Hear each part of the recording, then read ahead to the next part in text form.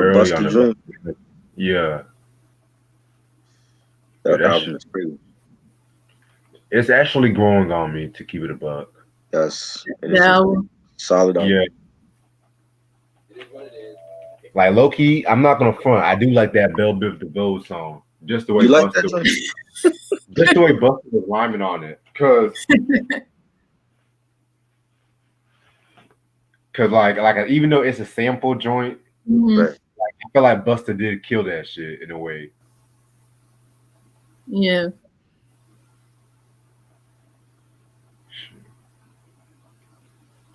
Oh Lord have mercy.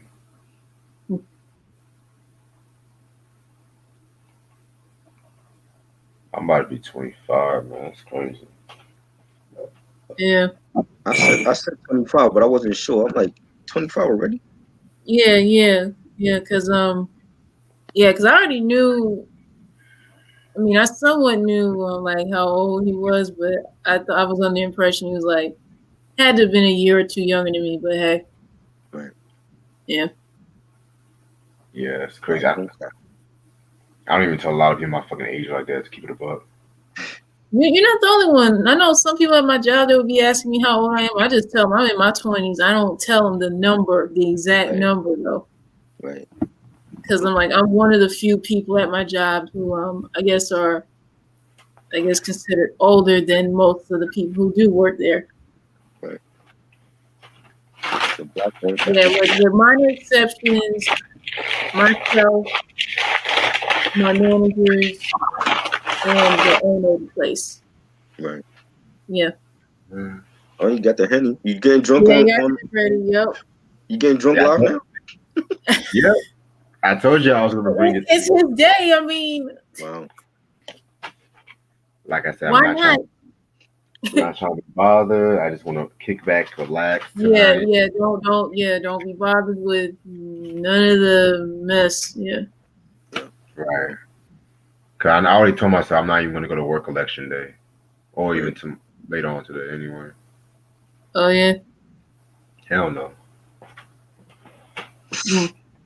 Well, that's good though. But I remember when it was on my day, they didn't have me scheduled for work. I'm like, yes, definitely wasn't gonna try to go to work on my birthday either. So yeah, It's 11:59. It's practically my birthday. Fuck it. yeah, Happy Yes. yeah. birthday. Should we So be start it. singing? Let's get it. Shit. Let me take my shot.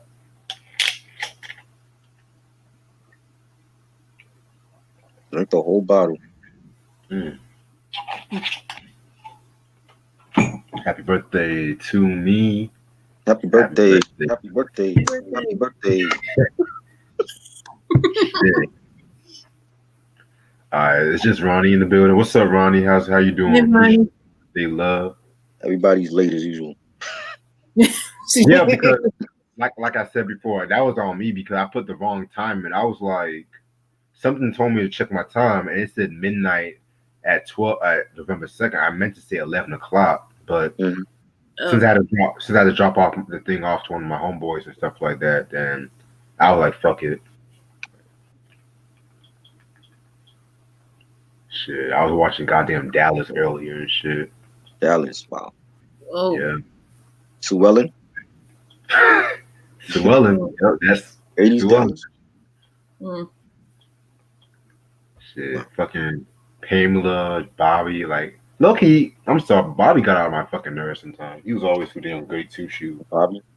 Bobby Yeah. Unit. Yo, you remember when he So got shot? When he got shot and then it was all a dream. He was in the shower.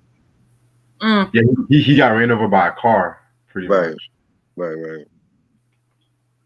Yeah, he got ran over by a car. Wow. But yeah, that was when the show got stupid. Your Mm. fellow Scorpio's in the building. Makai's in the building. What's up, Alonzo? Yeah. Shit. Yeah, after the eighth season, Mhm. that's when. Well, after the 10th season, because I didn't care for the Dream season too much. It was okay, Right. but Damn. I liked it when it was just focusing on the oil business, not their love lives and shit. Anyway, you know what? I think we can start now. Right. I think more Yeah, people are it's 12:01, so Going in the building. right. What's mhm. up, everyone? What's up, everyone? Welcome to my first birthday special on my channel.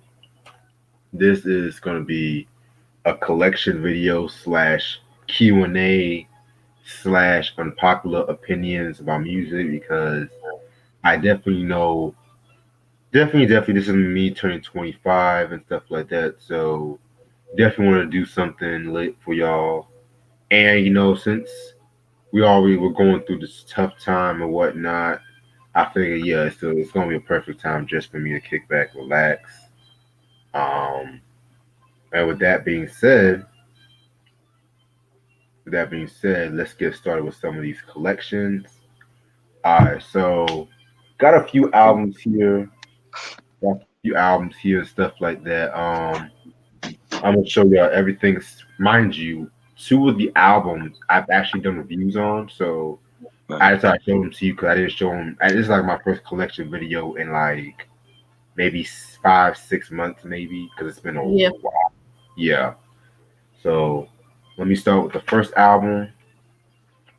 And the first album, shout out to my homeboy on Hoovy, is BG with Chopper City in the Ghetto. This was released in 1999 on Cash Money Records. I believe this is actually his fourth studio album, and it was known for the song Bling Bling. Everyone knows that song. That's like the southern equivalent, in my opinion, to "It's All About the Benjamins," if you ask me. Right. Um, Cash Money is an army. Now, when it comes to Cash Money, I got to be real with you. I'm not like the biggest fan of like early Cash Money, besides Juvenile and of course BG. So yeah, man. Because like I said before, it took me a while to fully appreciate No Limit. So when it comes to Cash Money, by like the 2000, like when Lil Wayne was killing it, that was when I was into Cash Money. But this is one of the best albums from that era because BG was really one of the most lyrical. He was one of the most lyrical cats, in my opinion, next to Right. Juvenile, one of the most lyrical cats and shit. So, and of course, you got that classic Manny Fresh sound on this album. So, yeah, it's been years since I've actually heard this album because I've heard this album and I've also heard It's All on You Volume 2 a while back ago. So it's gonna be nice we listen to this album too. So this is BG Chopper City in the Ghetto, released in 1999. I believe this album is actually out of print, and it's actually his best selling album to date too. So, but it shouldn't be too expensive. You know what I'm saying? All right. So, Next album, I'm gonna still keep it on Southern hip hop. This is from one of my all-time favorite groups in hip hop history, but the latter albums I'm not a really big fan of, and this is the Ghetto Boys with their final studio album, The Foundation. This was released in 2000. I want to say 2005. It was released 2005, but they got it. It was released early 2005, but they got it 2004 here, stuff like that. So yeah, the only single this album came out with was G Code, which all my Ghetto Boys fans, y'all should definitely know about that track. Okay, so after the release of The Resurrection in 1996, which is like a very dope album, very underrated if you ask me. Um, I want to say Bushwick Bill, he actually left the group briefly and stuff like that. Well, 3 years and stuff, and I want to say he was replaced by actually nah, he wasn't replaced. They left Scarface and Willie D as a duo, and they had like a guest rapper in each song, which I've heard some of the good, the bad, the ugly. I wasn't really a big fan of that album because to me, the Ghetto Boys was Scarface, Willie D, and Bushwick Bill. There was just way too much guest appearances on the album. Matter of fact, you had Beyonce and Latavia from Destiny's Child on the album, which I can understand because they're all from Houston, but it's kind of weird though. But yeah. And in fact, in 2005, the all the members got together and they came out with this album right here. I have to keep it a buck with y'all. I'm not really a big fan of this album either. I mean, it's not say bad, but I just had a big deal with like the production and whatnot. You know what I'm saying? But I'm gonna re-listen to this album. I'll definitely talk about this album one day. This is the Ghetto Boys with the Foundation. This is the final studio album. Rest in peace to Bushel Bill. Huge loss. Alright, so I showed two, so I'm gonna let y'all take the lead. I got Frank Ocean, Channel Orange. Ooh. Love this album, classic album. You know, thinking about you and was it what's the other joint again? Pyramids,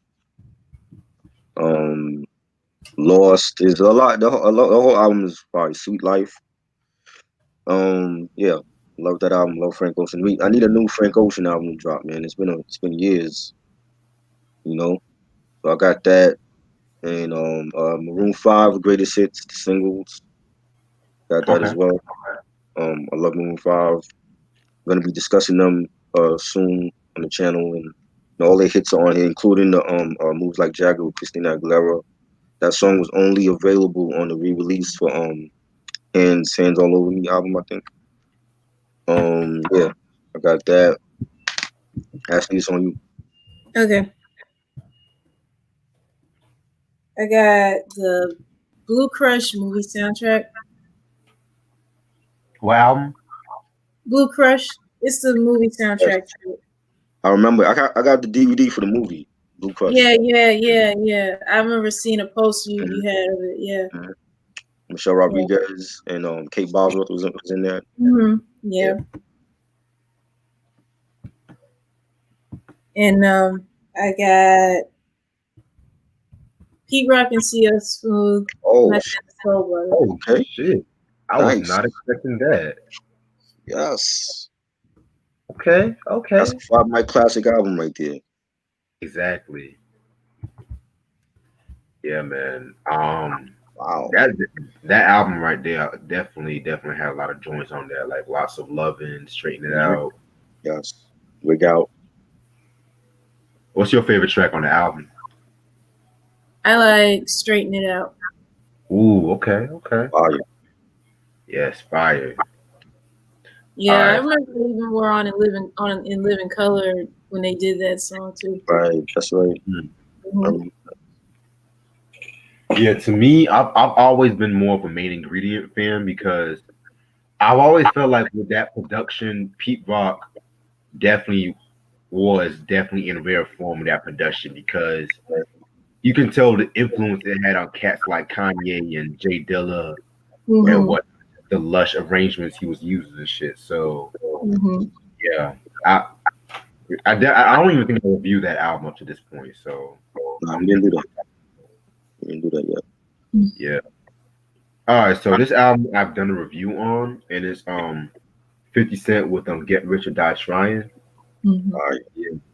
This is his major label debut because originally y'all should know he was supposed to have came out with Power Off the Dollar, got shot 9 times, mixtapes, Murder Inc. beef. Yeah, y'all should know. I don't even want to get into all the bullshit, but yeah, singles album was known for In the Club, 21 Questions, Many Men Wish Death, PIMP, and If I Can't. Yeah. My personal opinion, man, this album, Power of the Dollar. And I would also say Guess Who's Back, which that's a mixtape, but it still kind of carried itself like an album, in my opinion. I would say those are my favorite 50 Cent albums and whatnot. So this definitely like a huge impact in the hip hop game. Everybody was really trying to do this album after this point. Like a huge shift in hip hop. But y'all Oh, should check out my review I done. This is 50 Cent. Get Rich or Die Trying. I got Oh, this is a good one. Shout out to Ashley for this one. So, with the whole Motown month, we previously did kind of learned a lot about Motown and a lot of albums I definitely checked out. And I noticed I did a poll about favorite albums that was released by Motown artists that was not released on the label. Ironically, this album was number one, and it's Diana Ross with her God knows what number album this is, but this album was released in 1982. It's called Silk Electric. Yeah, man. This is actually the 2014 extended edition re-release album. So Yeah. shout out to Ashley for this one. Singles album was known for was Muscles, which that was written by Michael Jackson. Oh. And yeah, y'all didn't know. That was actually written about Michael's pet snake, Muscles, believe it or not. Oh. Mm. So Close and Who, even though Who that single was not released in the US. So believe it or not, I've never really heard this album.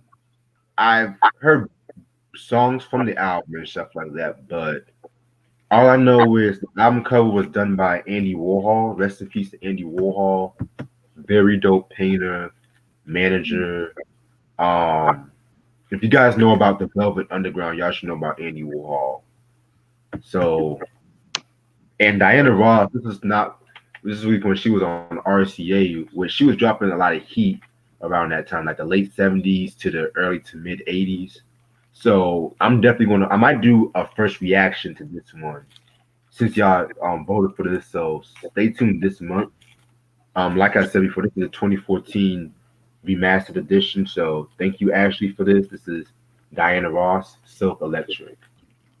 Okay.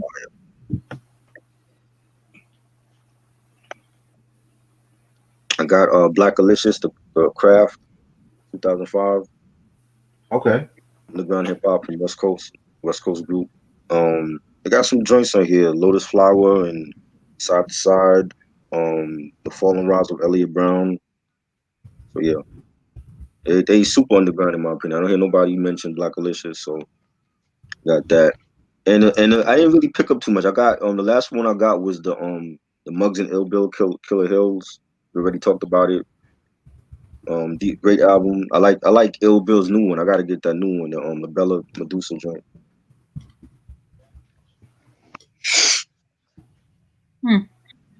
Okay.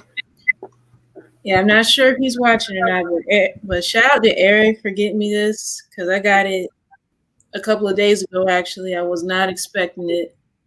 I got Jodeci's "Forever My Lady." That's, oh man. Yeah, shout out to Eric Johnson. I'm down. Where is he at? He's not there?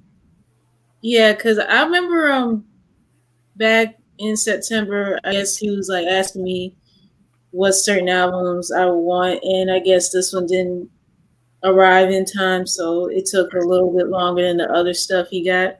Right. So this was one of them, and I'll show some of the other ones later on. And I know this album, I remember Reg talking about it not too long ago. I got Gang Star's Moment of Truth. Oh shit. Oh yes. I don't even got that. I don't even got the Jodeci album. Wow. Wait, do you have any Jodeci albums? Yeah, Diary of a Madman and the show, the party, the after party, the hotel. But not Forever My Lady. Yeah, not because I always knew that album I was always going to get because it's everywhere where I go at sometimes, so I was always going to get it. Mm-hmm. Okay. Yeah, I got Diary of a Madman for my mom like a couple months back, so she got that one.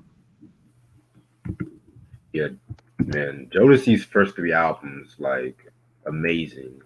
Especially Diary of a Madman. Oh my god. Yeah, and them guys are from my hometown too, so. Yes. Yeah. North Carolina stand up. Yeah. 704. Word. Real. All right. So pretty much this next album I got is I'm so glad I got this album because when people think of G Funk, Right. they always gravitate towards George Clinton, but also with this group, they also laid a lot of marks when it comes to G Funk too. Well, funk music in the '80s and stuff. And it's that. Hold up. Hold on. That with their debut self-titled album released in 1980. You guys should know who Zap, or commonly known as Zap and Roger. Known for songs like Computer Love, More Bounce to the Ounce, and so on and so on. So, what a lot of people don't even know was that originally, this album was co-produced by Bootsy Collins because originally they were going to be put on by George Clinton, which I'm gonna do an episode about this on Beef one day because uh, they were supposed to have done this album under George Clinton's label, but they ended up doing it on Warner Brothers, and that kind of got some beef between like Zap and Parliament and Funkadelic Right. and whatnot. And a lot of people kind of said was Zap taking over at that funk sound. That was kind of like the downfall of like the P Funk corporations and stuff like that. Which I'm gonna save that for an episode of Beef. But with Zap, this album, very very very good album. This was before all that computer love, all that do what Diddy, and shit like that. I love that track by the way. Yeah, man. The singles album was known for was More Bounce to the Ounce and Be Alright, which both of those songs have been sampled by everybody from Tupac to Ice Cube, Snoop, Brother Lynch Hung, EPMD. I mean, very, very, very, very, very, very dope album. But my Right. favorite track, in my opinion, brand new, is a song called Brand New Player. Fire, fire, fire track. So yeah, and just to let y'all know, this is the last vinyl I do have and whatnot for this new collection. So that with the self-titled. Good luck finding CDs because it's a bit hard to come by these days. Mm. All right, next album. Oh, this is a good one. Shout out to Hoovy for this one. This is Kool G Rap with his third solo album, the Giancana Story. Oh, This was released in 2002 on Cock and Ruckus Records. Kool G Rap, y'all should definitely know who Kool G Rap is. Um, Put out three classic albums with DJ Polo, the Godfather of Mafioso Hip Hop. Came out with the classic 456, the criminally underrated Roots of Evil album, which I do need to do a review on that album one day. So the story with this album was the fact that originally this album was supposed to have came out in 2000, but at the same time, Ruckus they were going through like a lot of label issues around the early 2000s and whatnot, and so it was being shuffled around like they ended up being licensed to Cock Records, and Cock Records at that time was not. It was like an indie label, and believe it or not, there was a time when being an indie artist, like in the early 2000s, right. was being laughed at. You know what I'm saying? Because and with Cox Records, it had like a bad Koch, reputation. You said what? Koch Records. Cox Records. Appreciate it. I said Cox Records. Oh my god. and and so also they were really trying to get Kool G Rap to. They were having an argument about what he should do, like the street Kool G Rap, but they also wanted to have like people like the Neptunes produced for Kool G Rap have like a more commercial sound. Which Neptunes. yes, Um, which thank God, that didn't. Because don't get me wrong, I have nothing against the Neptunes, mhm. but like I said, I think I said this in the Jay Z Dynasty review that they work well with certain artists like Snoop, Mhm. Jay, things of that nature. Like yeah, and Kool G Rap, hell no. Like with Kool G Rap, Shit. he needs people like Dr. Butcher. He needs Right. cats like fucking Primo and whatnot, Buck Wild. He did a song with Primo. First nigga. Yeah. That was that on the album or no? Um it was supposed to have been on the album, but it got cut from the Right. controversial And shit. that was that. Oh, okay, that was when he was on Ruckus. Yeah. Okay. And speaking of Ruckus, it's kind of crazy too because Ruckus Records towards the early 2000s, they were not at creatively, they weren't at the best place because they came out with that Sound Bombing 3 album, which was trash in my opinion. The last good album that came out of Ruckus was Tyler Kweli's Quality, I like that album. ironically. I love that album. Yeah. But yeah, we're back to this album. What do I think of it? Well, if you Kool G Rap, he's always lyrically he's always on point. But with this album right here, it's okay. It's okay because some of the beats I'll admit could have been a little bit better, but again, this is another album that I have to re-listen to because again, it's been years since I've peeped this album out. And the singles that came out was The Streets, which I love that track. My Life, another track that I love, and It's Nothing. So again, very, very, very solid album from Kool G Rap and stuff like that. So yeah, man, definitely gonna expect a review on this album. Maybe this year, 2021. Who knows? Okay. I got a couple more stuff. So let me show. I have Janelle Monáe's Dirty Computer. I gotta check that album. Yeah. How was it? I was really good. No? Yeah, I gotta check that. I remember when that came out. Yeah, and I also have Tevin Campbell's first album, the Tevin album. Woo! Dope album. Yes, another album that we need. Yeah, because surprisingly, like I waited a couple of times, like because sometimes they would have it priced like at a certain level, like I don't know, like close to like $20 or something. I didn't even pay that much for this. Right. Yeah, I had to pay like I want to say at least $6 or $8 for this. Yeah, that's a good album. Yeah, we should talk about this one day. Yep. I was just thinking about that album the other day too. Like the song "Tell Me What You Want Me to Do." I love that track. Mm. Oh, I love Round and Round because Prince produced that. Right. One. I love that. That was on the Pretty Bridge soundtrack. Mm-hmm. Yeah, it had some good stuff on that one. Mm-hmm. This nigga was put on by Prince and Quincy Jones. That's crazy. Oh yeah. And you thought I'm ready? Yep. Yeah. Yeah, she don't get mentioned at all, Janelle Monáe. I think she's dope.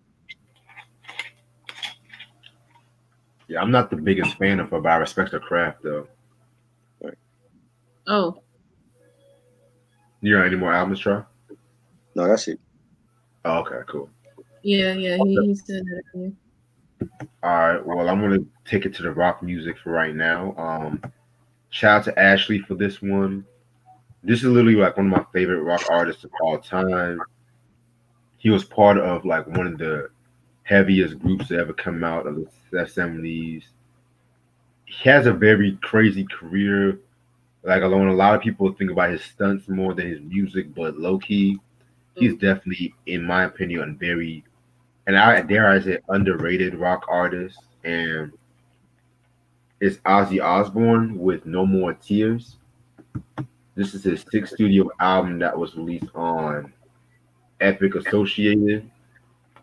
Very dope album. Like I love Ozzy Osbourne, especially like from Black Sabbath when he dropped the Blizzard of Oz album, classic album. This was released like in 1991, and it's kind of considered. I don't want to say it's considered like a comeback album, but because he was still successful in the 80s and shit, but it was like a very very popular album from '91 and whatnot. And what I mean by like Ozzy's underrated, I feel like people sleep on his artistic craft and his singing and stuff like that too. So that's pretty much what I mean by underrated. Because I know a lot of people will be like, "Oh no, he's the godfather," but just calm down. Singles I was known for are the two main singles, "No More Tears" and "Mama, I'm Coming Home." Which a little trivia about the song "Mama, I'm Coming Home." In the late '80s, he was actually arrested because he threatened to kill his wife Sharon and his wife slash manager Sharon. Wow. And mind you, he was fucked up on drugs, and so they had like a little separation. And he wrote that just to apologize and just saying that he's going to change his ways and whatnot.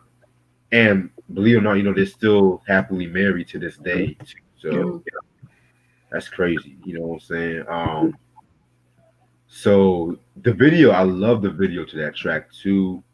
Yeah, man, this album right here is a very dope album, very very good album, especially like for 1991 in rock music because that was a year of the Nirvana. That was the year, grunge. U2 came out with the Autumn Baby. Right. Red Hot Chili Peppers came out with the Blood Sugar Sex Magic album. Classic album. 91 was a very, very, very dope year when it came to like. Was it that year? Was it that year? Was it 90 that Guns N' Roses came out with the Illusions album? Oh yeah, I forgot. Use Your Illusion. Yes. Yeah. Which again, that album, I hate when all those rock purists shit on that fucking album because they have ballads, they do piano. They had ballads in Appetite for Destruction, Sweet Child of Mine and shit, but that's another different day. This album's still in print, so definitely get your hands on this. And Ozzy, keep your head up because y'all should know he has Parkinson's disease and stuff like that. So yeah, man. This is Ozzy Osbourne, No More Tears, 1991. He said that for a while though. Yeah. Yeah, Okay. Michael Jackson has that same condition too, Parkinson's. Right. So again, another shout out to Ashley. This is probably the biggest surprise in this whole collection video, and I think Try's gonna like this one because it's one of his favorite groups. What did you get, yo? Oh my god! Just show it. Oh my god! Of course, I knew it was somebody that like that. New Kids on the Block, of course. It was out of that or Ice or something. So this is the infamous Face the Music album that they came out with in 1994. I think like 4 years after the previous album. I know a lot of people hate this album, which is like crazy. I love it. I don't care what no one. I fucking love this album, and I'm not even a New Kids on the Block fan. That just shows you how much I can really appreciate this album because they were actually singing. They had an edge to it. Like, hey, it's not touching this one. It's not touching Hanging Tough. Hanging Tough is well, see, you're a big New Kids on the Block fan than I am, so I'll let you have that. But and I still have not heard that album yet. That the Face the Music. Face the Music. It's on Spotify. You're able to listen to all the songs off the album on Spotify or YouTube. So all the tracks are on here. So that's the one that Teddy Riley did songs with him. Yeah. Okay. Yeah. It's a very dope album. For this one. Yeah, man. Singles albums known for are "If You Go Away," which that was originally on their greatest hits album. Dirty Dog with none other than Nice and Smooth. I mean, you got Nice and Smooth and New Kids on the Block. That song, and Never Let You. When we did the reaction to the music video for it. Yo, that song was so cheesy. How was Dirty Dog cheesy? Dirty Dog, and then you got Nice. That collab with them. No, it's crazy because the video got banned in Canada. Wow. What? In Canada? Yeah, the video got banned in Canada. Apparently because of the fact that I guess the setting of it was like supposedly in a brothel or whatever, and it was like misogynistic or whatever kind of crap you want to. Yeah. But they filmed that half of that video in like the park or whatever, right? Yeah. And I don't know if the Canadian television networks felt some type of way about it or what. Wow. I don't know. But if Drake would have done the same thing, it would have been a different story. But that's not my business to say. You know what I'm saying? So I'm gonna keep my mouth shut on that. Yeah, but Face the Music was critically acclaimed, but the album sales for it weren't like making they weren't as huge as because they were trying to do that New Jack Swing sound. Yeah, they got flack for the remix album when they incorporated, CNC Music Factory and they tried to do like hip hop remixes. I have that remix album. You like it? Yeah, I liked it. Yeah. That was good. I had it on cassette back in the day. I never bought it on CD, but I got their early stuff in a 5-in-1 collection. Right. I think last year. Mm-hmm. Yeah, it has their debut album, Hanging Tough, Step by Step, the remix album, and their Christmas album. Man, I had that too.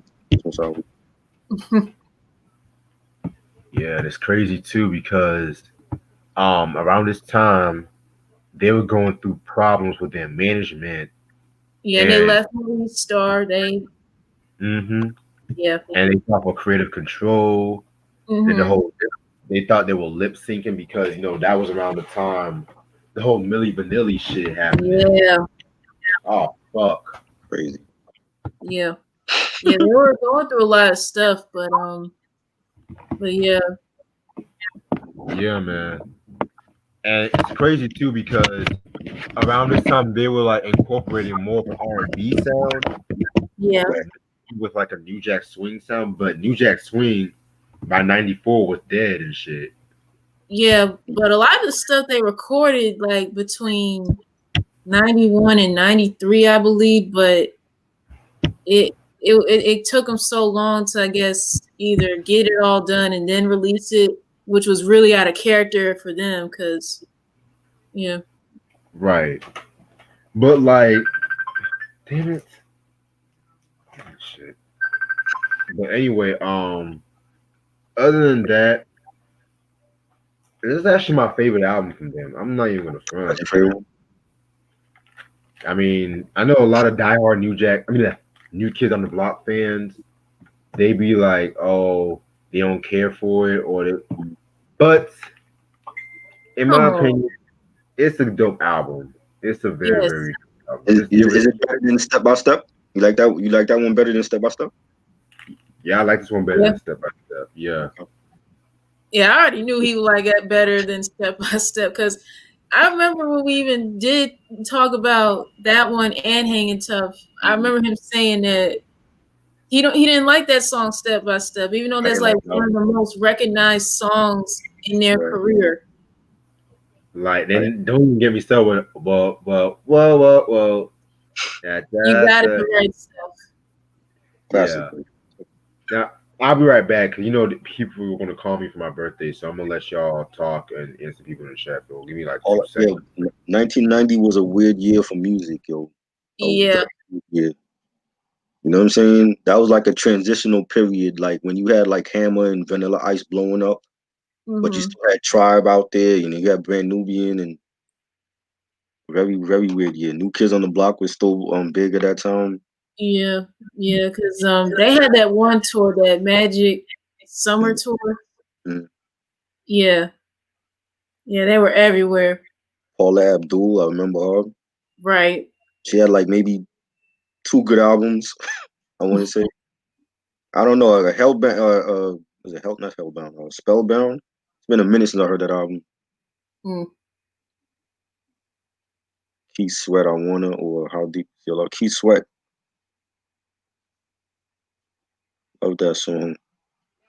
Did not like the Dirt Dog video. I was, I wasn't on board at that point. I jumped off the ship after after the remix album.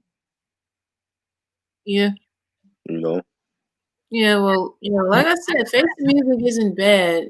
It's just, yeah, it's just severely underrated, and I felt like it was a step in the direction of the guys, because of course, like Reg mentioned, they were wanting creative control, and then they ended things with Maurice Starr for like almost a decade, and yeah.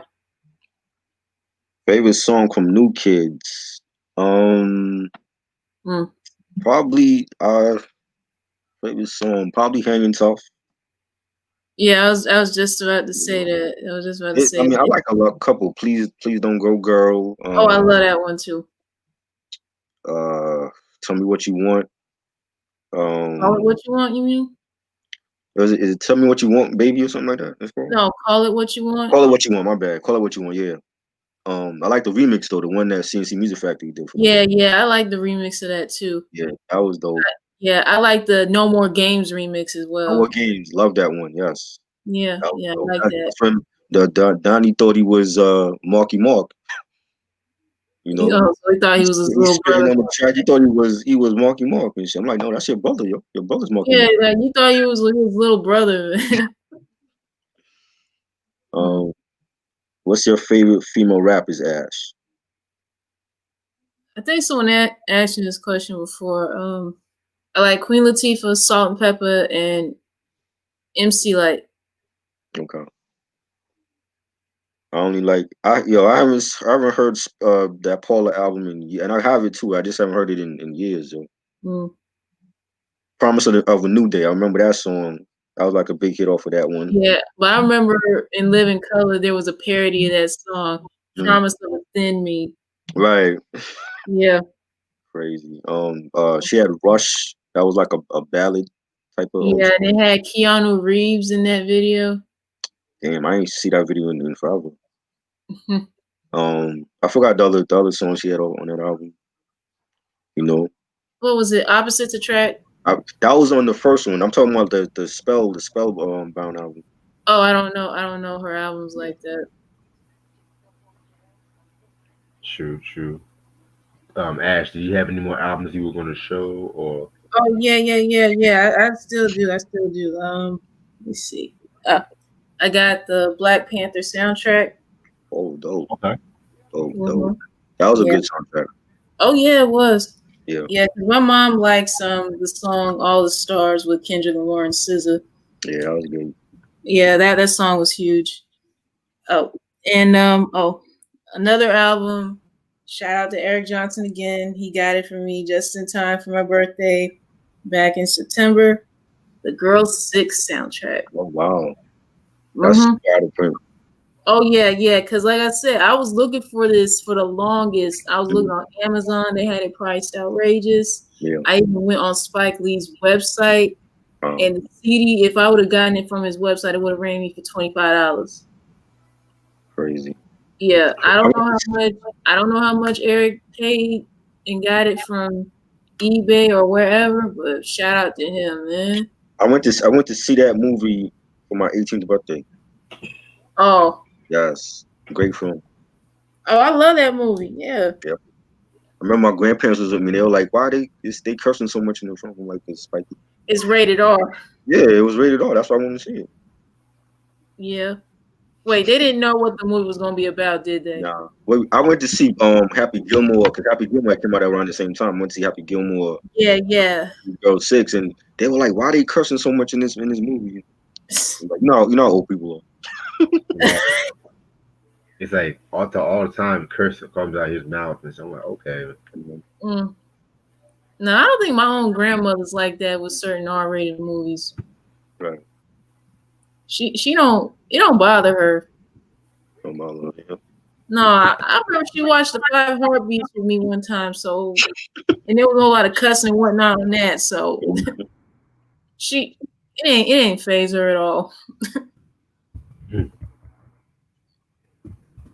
What do you think have the worst fan bases? Shit, Beyonce, the Beehive, they're the worst. Oh. You cannot talk bad about Beyonce. They will all come at you. Oh yeah. They would find you. For real, yo. They obsessed with Queen Bee. No, they'll find a way to track you down if they could. Yep. Mm. And they'll read you too. It's like everybody look at this bitch ass nigga like, damn.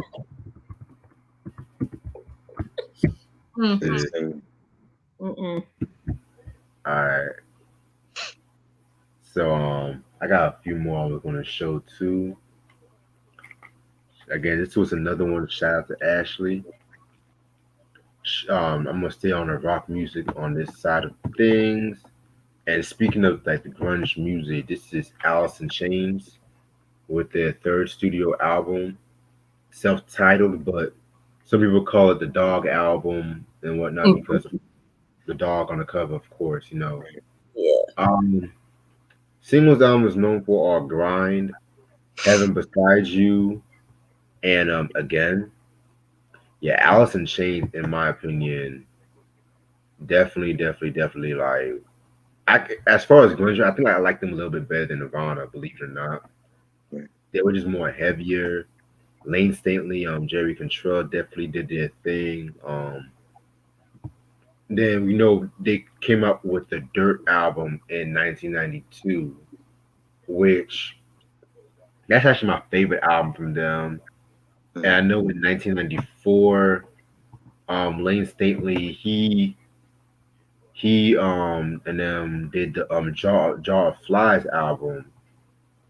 And I know that around that time too, Lane Stanley he also like did a side project. He did a side project like it was like more of like a bluesy, which I'm trying to pull it up right now, but I can't. I forgot the name of it on top of my head. Oh, Mad Season. Yeah, Mad Season. There was an album he did. He did that with Barry Martin, Mike McGrady, and John Baker Saunders and whatnot. And they came out with an album called Above, like around the same time, around the same year. And around this time too, Lane Stanley he was going through like drug addiction. He had to go back to rehab for his heroin addiction. And so they were working on this album and stuff like that. And so the mix on this album was a lot more dirtier than like the previous albums. Like you can hear like a lot more bass on this album too. Um Pretty much this is actually a very dope album, very underrated if you ask me. Cause I don't hear a lot of people talk about this album a lot, you know what I'm saying?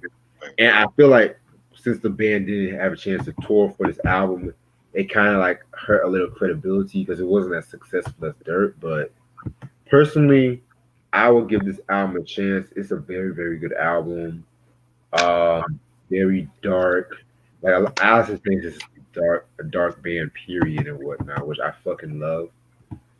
Rest in peace to Lane Stately. This album has got nominated for a couple of Grammy Awards, a couple of VMAs as well too. Check out the track Slush Factory. Very dope album. Um, I want to say this album is still in print because the last known reissue remaster came in 2010. So I want to say it's still in print. It's just hard to come by. Yeah. So this is Alice in Chains with the Dog album, aka self-titled. So the Dirt album, that was the one you wanted to discuss? Yeah, Dirt was the one I wanted to discuss. Yeah. All right. I'm gonna answer a few questions on the chat before I go to my next one. Yeah, Ronnie, that song "Adorned" by Miguel. Yeah. That's a very, very, very dope track right there. He killed it. Mm-hmm. Cruz said, "What's my favorite track from Diary of a Madman?" Alone, like Alone, is my all-time favorite track from that album. The beat, like you have Devontae on the beat, Casey and JoJo doing their thing, harmonizing. And I want to say it's raining right now, so it's crazy. Mm-hmm. Who do y'all think have the best fan bases? Wow. Low key, in terms of hip hop, on top of my head, I want to say Outkast, definitely. Kendrick Lamar's fan base was pretty solid. Um, as much as we complain about it, I want to say Eminem's fan base, they're very dedicated Yeah. to Mm-hmm. Eminem, shit like that. Yeah, just on top of my head, man, rock music has some of the best fan bases, if you ask me too. So yeah, that's one thing I have to say about fan bases and shit. So yeah, man. Next album. This is a solo album by one of rock music's most notorious figures. Yeah, I got a lot of rock music in this collection and shit too. So just let y'all just throwing that out there. This is Keith Richards with his solo debut, Talk is Cheap. This was released in 1988 on Virgin Records. Very dope album. This is actually the 30th anniversary remastered edition. Um, the singles album was known for was, let me see. I want to say it came out with like one single. I want to say, it's called "Take It So Hard." Oh, "Take It So Hard," "You Don't Move Me," and "Struggle." So this album came around the time when him and Mick Jagger were kind of having like a lot of music, a beef with one another, and ironically, the song "You Don't Move Me" was written about their feud because the main point of their beef was the fact that Mick wanted to go solo around the mid '80s, and he didn't want to tour for the album "Dirty Work," which I consider that to be a very underrated album in my opinion.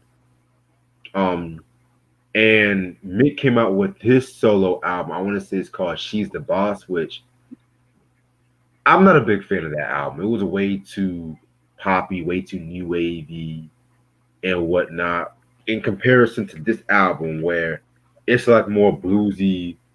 Like I'll put it to you this way: if the Rolling Stones would, if this was built as a Rolling Stones album, this would have been a major comeback album because the '80s was like a very rough period after I want to say Tattoo You.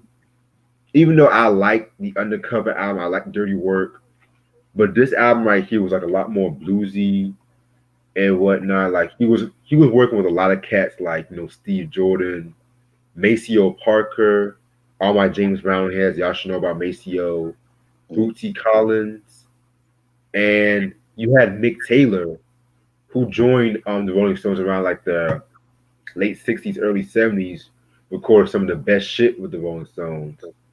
Um, so yeah, man. And this album was critically acclaimed too.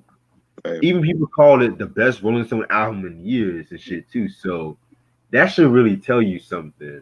Um, so yeah, man. This album right here, very, very dope album. Keith Richards, man. Say what you want about Keith Richards, but dude's a fucking legend. I don't give a fuck what no one says. All right. So you Ronnie. This is for Ronnie. You said mm, locational talk. Like I love location. Location is a dope song. I like talk also. That's a big hit for him. Yeah. But this was a good album though, the Khaled album. Mm-hmm. yo, I'm not gonna front. I actually fuck with Khaled. I'm not gonna front. Yeah, he could sing. He could sing. I Yeah, didn't hear I didn't hear Free Spirit. Was it Free Spirit? I think? I didn't hear that. Yeah. That album. This one was good. Yeah, I didn't hear that album. So I just wish I wish that he would definitely stay in that style and say like Yeah. Location. I love that track though. Yeah. Yeah. You got any more CDs you want to show Ash or? Yeah. Okay. Let's see what I got. I got Bobby Brown's "Don't Be Cruel." Oh shit. Woo! Yes. Classic. Love that. Yep. And I got Johnny Gill's 1990 subtitled. My dad Love got that that album too. Yep. That's his best. Oh yeah. Yep. I also have Little Mix LM5. Yeah, you put me on them. I fuck with this. Yeah. They're a very dope group from the UK because their sixth studio album Confetti drops in 4 days. Oh. Okay. Yeah, they're a dope group. I'm surprised that of course the US really isn't showing them love like that because overseas they are a huge hit. Mm-hmm. Yeah, their fan base is insane. Yeah, because the UK they always accepted to new music Oh yeah. first before the US and shit. Oh yeah. Which is to be expected because I don't know about us. I guess we're not too quick to accept a bunch of stuff if we really don't know it or we feel like, is this the latest thing? That's what I'm saying. Like that's why I tell people get that international love first and stuff like that before in the US. You know what I'm saying? Yeah. Yeah, because those girls they can sing. They definitely can sing. Well, I agree. Yeah. Yeah, for anyone out there who don't know who Little Mix is, definitely check them out. I feel like they're kind of slept on when it comes to their fans in the US, but overseas they are incredible. I think that's what a lot of I don't want to say a lot. I see a lot of the R&B artists from overseas being slept on. Yeah, a lot of that too.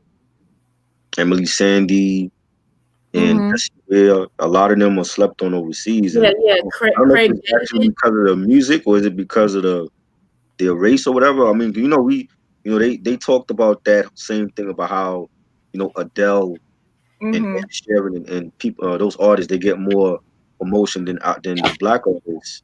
But you got to give credit to a lot of these British artists. They do thing as well. So yeah. Because I was just saying Craig David. I mean Craig David, yes. Yeah. Underrated. Yeah, because I got his first album, Born to Do It. Right. And a very dope album. Did you like Slicker Than Your Average? I have not listened to Slicker Than Your Average. That was a good album. I've heard a few songs off that album, but not the entire album. I know Primo did a remix for 7 Days. Oh, I know 7 Days was a big hit of his too. Yeah, that Primo remix is fire. I haven't listened to Most Def was on that remix as well. Oh wow. Yeah. Oh, I remember that. You remember? Yeah, that shit was fire. Yeah. Oh, I love the song "Fill Me In." Fill Me In. I know he did a part 2 to that. Fill Me In part 2. I like that more than part 1, even though both versions of it is so good. But part 2, I remember hearing it in the movie Osmosis Jones when I was like a kid. But yeah, it was pretty dope. I got other stuff too. I got Ariana Grande, Sweetener. I have that right here too. What? Yes, I have that. Oh wow. Yep, I have it. Yeah, I love this album. It's a good album. I love this album one too. Pharrell did most of the production on here. She got Missy on here. She got Nicki Minaj. Yeah, Nicki Minaj, Missy. Yeah. Yeah. It's a dope album. Oh yeah. Yeah, but I don't. Reg, you don't listen to Ariana Grande, do you? I mean, I wouldn't say I'm a fan, but I listen to it once in a while. What's your favorite song on here, Ash? What's your favorite song on the album?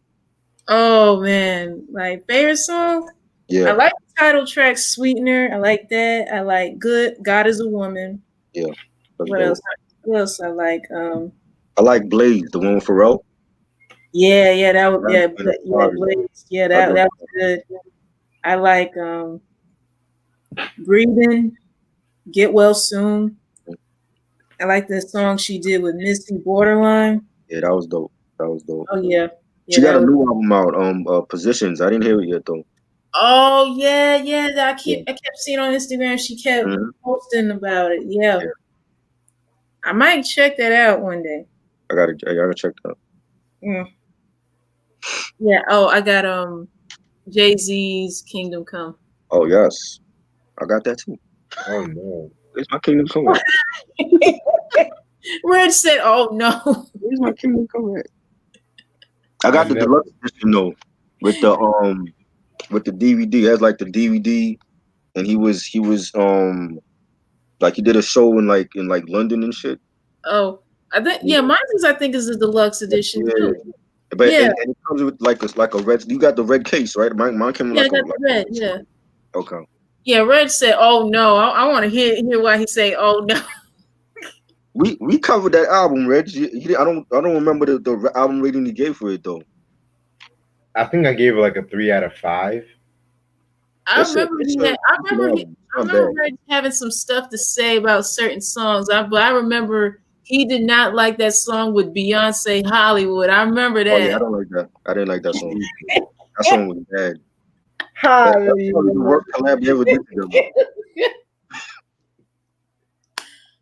I didn't like Oh that. my god. He had some joints on your Lost Ones and the Prelude intro. That shit was fire. What did you think of the song he had with Usher and Pharrell? Trash. What? What's the name of that joint? I forgot the Hang name of on, it. hold on. I didn't like that one. I think I know you talk. I didn't like that one. Beat Trip. Yeah, Anything. I didn't like that. What? Beach Shit. I like Beach Shit. The one he did with Coldplay and Oh, that was when you did with Coldplay. that was Oh, fire. I like that joint. I like Beach Shit. Chris Martin from Coldplay. Yeah, on Beach Shit. Oh yeah. I like that too. Also, yeah, that was good. That was a good one. Yeah. What about the one with Chrisette Michelle? Yes, Lost One. I like that. Love that one. After Drake produced that one, yeah. That was dope. What about the other track he did with Neo? What's that? Minority Report? I think. Was it called? Yeah. Minority Report. Yeah, Drake did that one too. That was Minority cool. Report. Yeah. That was pretty okay. Yeah. It was just that my issue with Kingdom Come, I don't know. It just felt like pretty much the comeback we didn't really need. I mean, we didn't really fully get that comeback from Jay and stuff like that. It was just like some songs he just threw in together and shit, but still. Oh. Yeah, it wasn't like a big, it wasn't like a huge return album. I feel you. Like American Gangster, very dope, underrated album. I like that album better than Kingdom Come. I like the album better than Blueprint 3. Oh, so do I. I didn't like Blueprint 2 and 3. I did not like those. American. I only got Blueprint and Blueprint 2. Blueprint 2 and 3 I got. I don't got. No, I got Blueprint 2. I don't got 1 and 3 yet. I don't have 3. I don't even have Blueprint 2. And that's saying something because I got literally almost every J album except Blueprint 2, Kingdom Come, and Magna Carta. The label sent me this. Rockefeller sent me this with the sleeve. Wow. Yeah, they sent me this. That's dope. Yeah. Even the album cover looks half-assed compared to Blueprint 1. Just have fucking Jay and shit. Like, come on, Jay. Like, the first Blueprint, you had the nigga in the Blueprint just on doing some shit, sitting down doing some shit. This nigga has just have Jay trying to look cool and shit. I'm like, come on, man. Crazy. Okay, anyway.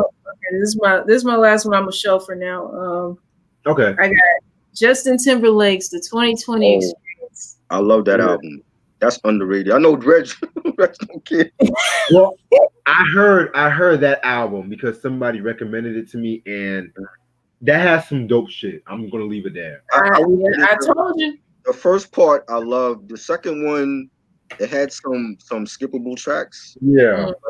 He like the song he did with Drake. I don't Casablanca or something like that. Yeah, I didn't care for that one. I like Take Back the Night on part 2. I like that one as well. And the was it what's the other song? There's another song on there that I like, but the first part I love. You know. Yeah, I love part 1 of this. Yeah. Yeah. I don't mean to cut y'all off, but Antoine said Blueprint 2 is way better than Blueprint 1. What? Huh?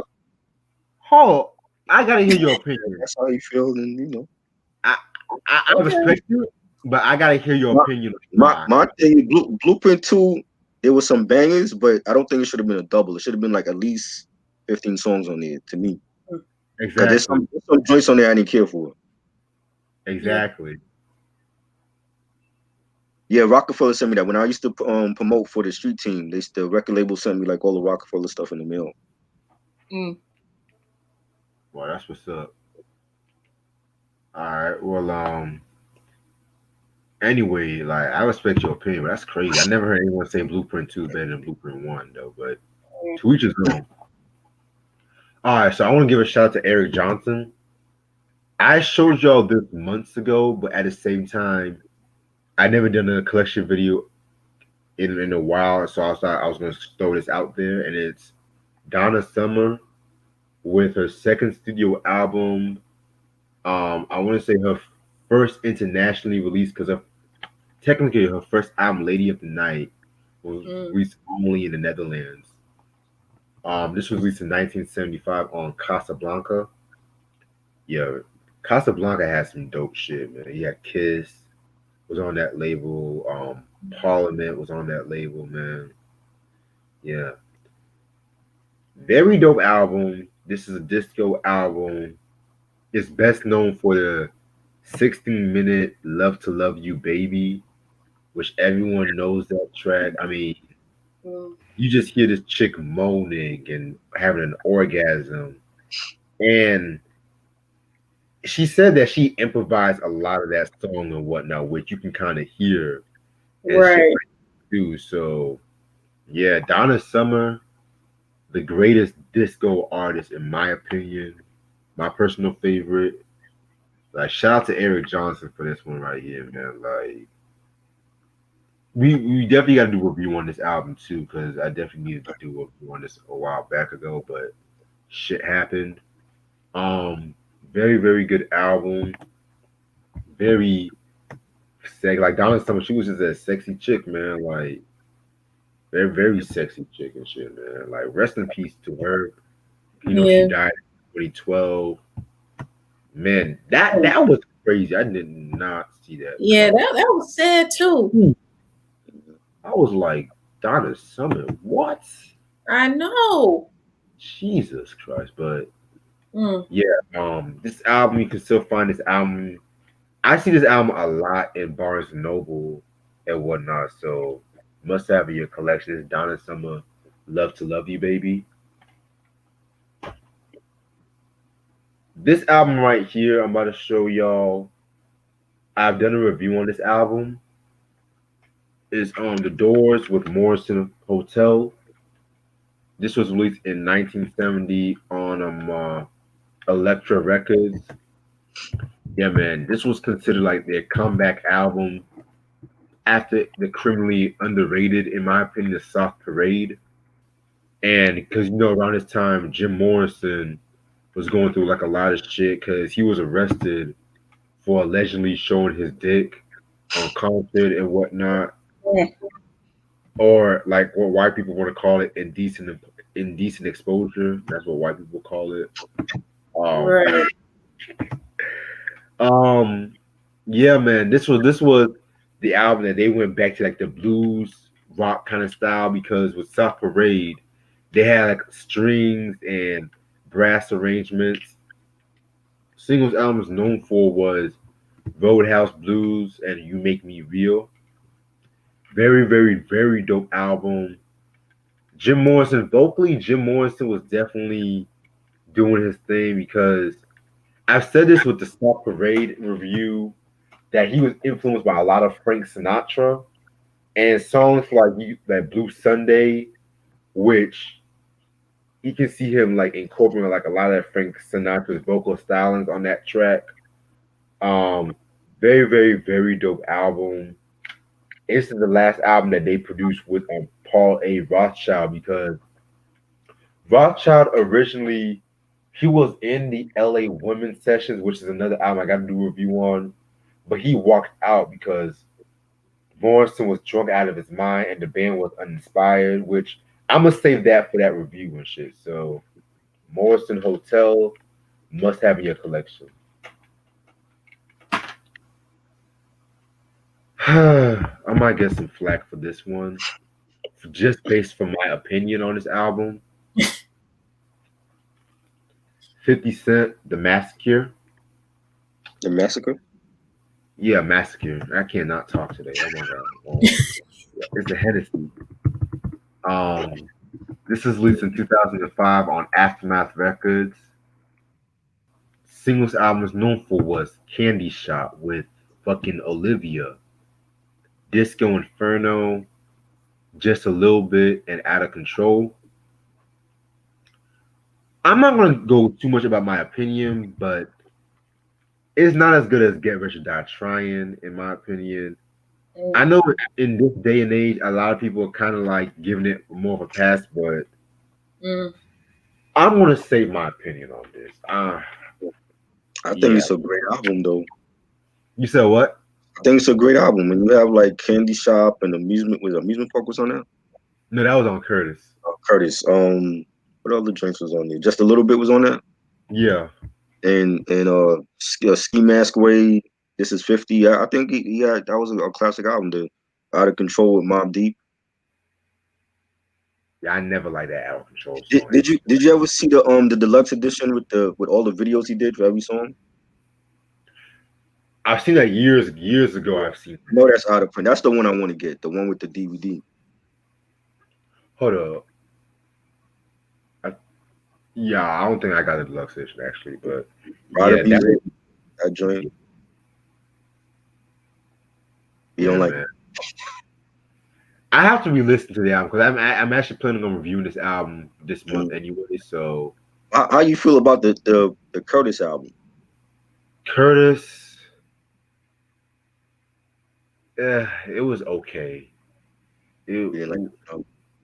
To me, with 50 Cent, after Get Rich and Die Trying, The Massacre, like I'm gonna save that.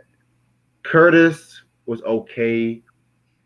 Too many collabs on that album. Too many collabs. I agree with that. There were two. I said that years ago. There's way too many collabs on Curtis. Yeah. Before I Self-Destruct, that was dope. I like that. See, I didn't see the whole movie. I didn't see the movie though. You didn't see it? Yeah, I saw it. The movie they used to show on Showtime. Oh wow. Yeah. Yeah, man. But I'm gonna re-listen to Massacre, whatever, and whatnot because I really, really need to talk about that album. And y'all, we can do it together if y'all want. Yeah, that'd be dope. That'd be dope. Yeah. I'm just gonna show these last two just to show it. I got Ozzy Osbourne with his second album, Diary of a Madman. This was released in 1982. Again, another very dope album from Ozzy. His first two albums are like my favorite just because he had Randy Rhoads. Rest in peace to Randy Rhoads. You know, the someone from Quiet Riot. The guitarist from Quiet Riot.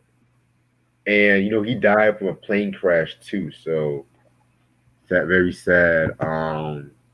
This was released in 1982.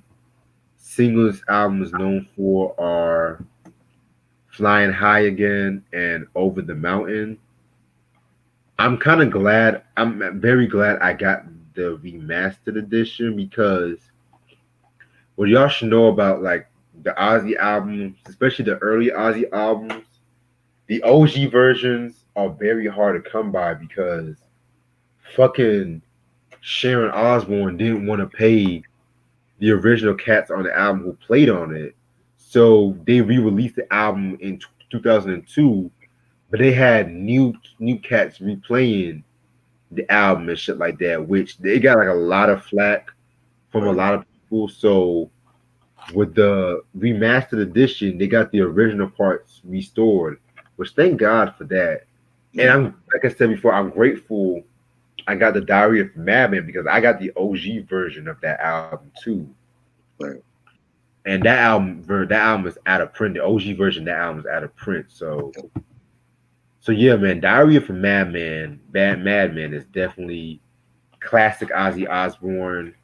Randy Rhoads definitely did his thing on that album, you know, with the like he definitely like a lot influenced by like a lot of like the guitar work in the Rainbow Band and shit like that. So very, very dope album. Must have in your collection. And shout out to Ashley for this one because this was a surprise that she gave me. Was not expecting this, but this is Shantae Moore with Exposed. This was released in 2001 on MC no 2000, excuse me, on MCA Records. This was released with singles Straight Up, Bitter, and Take Care of Me. Um, very, very, very dope album and shit like that. Very dope album. What was the song with R. Kelly in the music video again? Cause I got Bitter. that bitter. Yeah. Okay. R. Yeah. Kelly, wow. Yeah. Because if you guys are familiar with the track "Contagious" from the Ozzy Brothers, that was a collab between Shantae Moore and R. Kelly. And so, what was interesting about that the video for "Bitter" was it was shot in like a first person narrative, and this person like, of course, is having sex with Shantae Moore. And yeah, Shantae looked good in that video though. And in the last 5 or 10 seconds, you go to the mirror. You get to see who it was. R. Kelly. R. Kelly? Yeah. Oh shit. Wait. I sent that video to both of y'all. I don't remember seeing that. When was that? Yeah, we gotta do music videos. Like last year. I sent that to both of y'all sometime last year. I gotta check. Okay. Yeah. And so that started the whole Contagious and whatnot, you know what I'm saying? And I like the way they've done that. You don't see stuff in music these days like that. You don't see stuff like that. No, not anymore. Nah. But yeah, imagine if she would have done that now. Oh, the rumors. People will be like, oh, well, she's doing this and that. Like, you know how niggas always want to do all that shit. So, but all in all, this is a very cool album. Not as strong as like her first two albums, in my opinion, but she definitely did her thing with this one. So I gotta re-listen to this one because I'm definitely thinking about doing some Shantae Moore reviews in the future. Yeah. And that's all the albums I have in my collection. So yeah. Give me 1 second. I'm wearing my jacket because it just got mad cold in here. Oh wow. Yeah, because since the weather's changing, I know because prior to me getting on, the wind was blowing like crazy. Because at first I was like, "Is that the wind? Or is it raining outside my window?" And I looked out the window. I'm like, "No, it's them trees blowing." I'm like, "Dang." Daylight savings time was coming with a vengeance and shit. Oh yeah. Not only that, it's supposed to be getting no higher than 55 where I am. Same. Yeah. Yeah, I gotta start pulling out my jackets now and shit. Great. Yeah. I gotta get my sweatshirts and gotta get my hoodie on for this. Yeah. For real. But then too, I'm thankful that I have a space heater in my room, so my room ain't gonna be freezing. I feel you. Niggas think it's a game though. No. Because it's always this time of year the randomness of this weather occurs.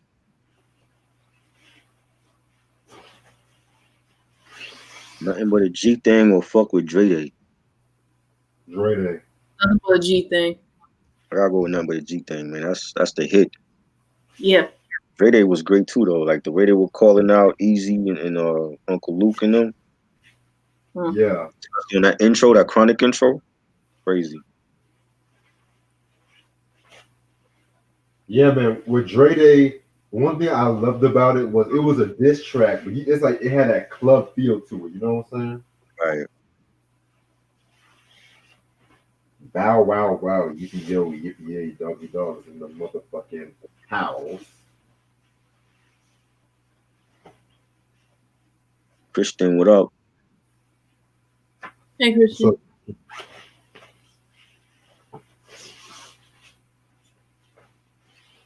All right, so I'm about to say a few music opinions and shit. Is this the part where it's like you say the craziest shit and then people gotta disagree with you? Yeah. Drink more of that Hennessy. I want to hear like the weirdest, the most like outrageous shit ever.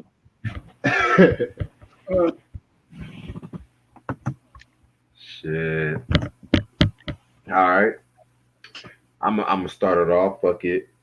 As much as I love Nas's verse on Live at the Barbecue, and it's a classic, I've always preferred Large Professor's verse over Nas's. I don't even remember Lost Professor. Oh, he had the last verse. It's been years, yo, since I heard that song. I mean, Nas had like the punchlines and shit like that. Right. He had the punchlines, but Professor, he was just going in. He's like, I grab up girls like I can't even remember, but he was just going in because I was just listening to it the other day. I mean, some people like Large Professor verse. I don't know if that's an unpopular opinion. You know.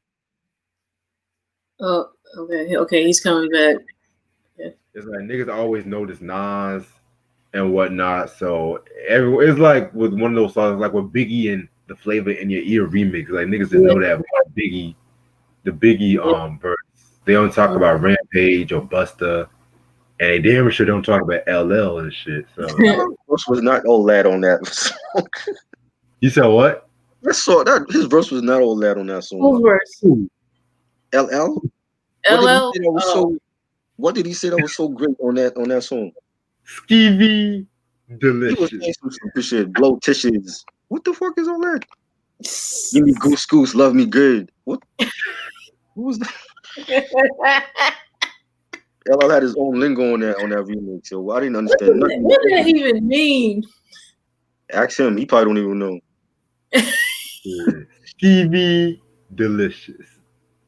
Give me goose goose. Love it when he does it. Damn. Welcome to Hollywood. But is he good? He was quoting shit from Mr. Smith. Hollis to Hollywood. That's the song on Mr. Smith. You know, Papa Love It. That didn't make the cut though. That was an unreleased track, I think. Mm-hmm. That was on the show soundtrack or something like that. I got another opinion. I never cared for Grand Puba's 2000 album. It was alright. I still love Real to Real. I think that's a classic. Yeah, Real to Real.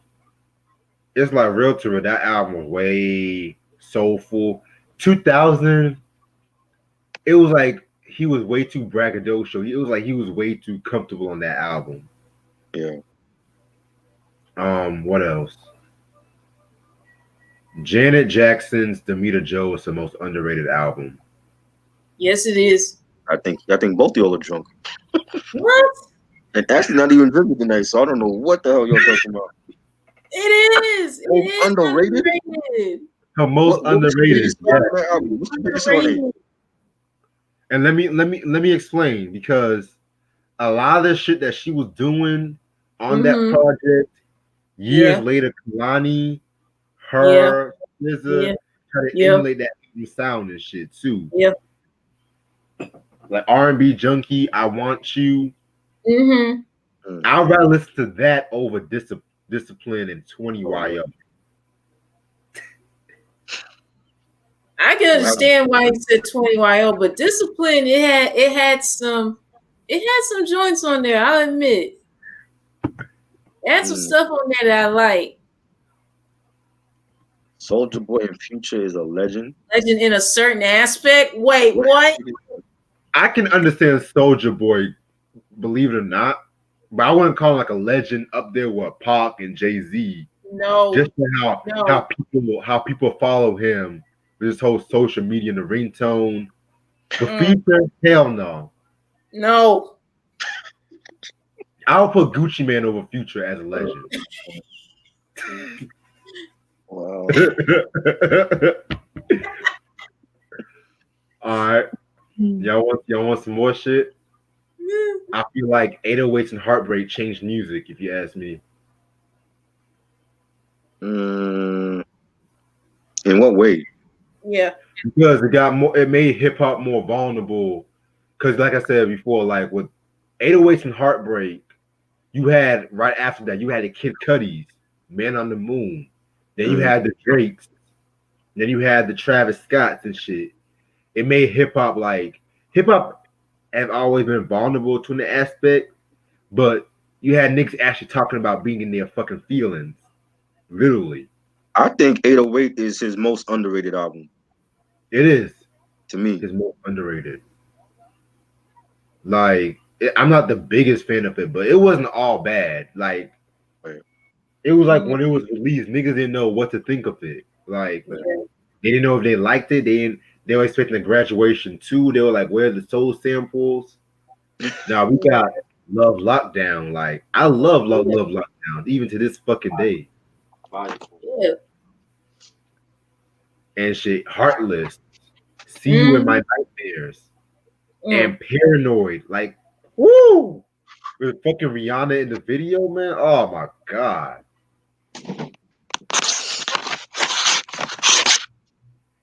All right. Sheila E's Yellow is a good song. Oh my god. Yellow from Romance 69? Yeah. I don't fucking know. What? Everything was a single time. That album is bad. That album is bad. I'm sorry I got it. Right, it's Sheila E. and I Let Her Slide and Prince, but that's not a great album to me. I love the one Glamorous Life more than that one. Which I can agree with, because Glamorous Life got some heat too. Yes, that was way better. The third self-titled album that had some heat too. What year that came out? 87. I gotta check that one. I didn't hear that one. After Romance, I was like, nah, I ain't feeling her no more. Yeah. Self-titled, that was dope because I think she actually produced some of the tracks herself too. Right. Oh, Yellow. Christian. The most obscure song on that album, Yellow, of all songs? Yeah. Because you know me. Christian about to start some shit. He said Andre 3000 is not a GOAT because he never put out an actual solo album. Look below the solo album. It was just packaged with it was packaged with speaker box. But I do agree to the extent that when people, I mean, I feel like he's a GOAT as far as lyricism, but he only got one album, man. Like, I'm not, you know what I'm saying? Like Lauryn Hill, when people say, "Oh, Lauryn Hill is the GOAT," he got one album. Yeah. You know what I'm saying? So how is she better than Queen Latifah and MC Lyte? With one album? I don't know. Like, for me, for my top 10 list of all time, I don't think I could put somebody with just one album. Like Big L was great, but he got one album, technically.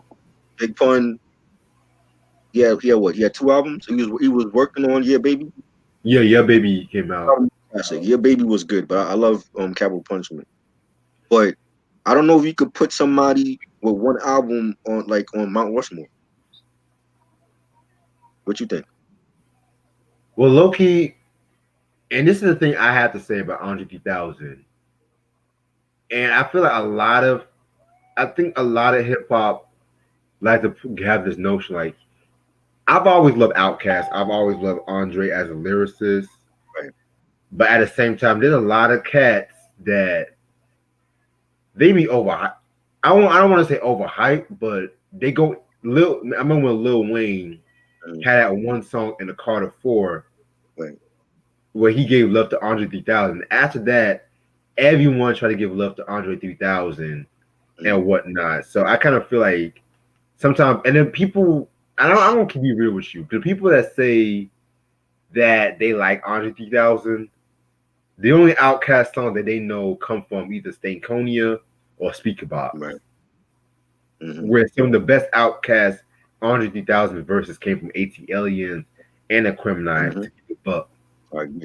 Over the Woods. That's like one of his best lyrically songs on AT Aliens. I love that song. 13th Floor, man. Like 13th Floor. No, yeah. Classic. Yeah, man. And like I said, I'm not saying this to spit at Outkast or Andre 3000 and whatnot. I'm just saying stuff that I've seen through my eyes and shit too. Right. Ronnie said Unpopular Discipline was the last good album from Janet. Whoa. What? Really? I didn't know like that. You like Unbreakable, my nigga? Oh my god. Hell no, I didn't like that album. Hell no. I'm really gonna have to do some we're gonna have a very serious talk about this. We're gonna have a very serious discussion about that album one day. Cause I might have to hurt some niggas' feelings. The thing with that is, I think she released that too late. Like, if she had released that like in the midst of like the EDM, wave when David Guetta was big and Calvin Harris, I think it would have been a good album. I think she released it too late. You know what I'm saying? Like, it was like a lot of EDM stuff on that album.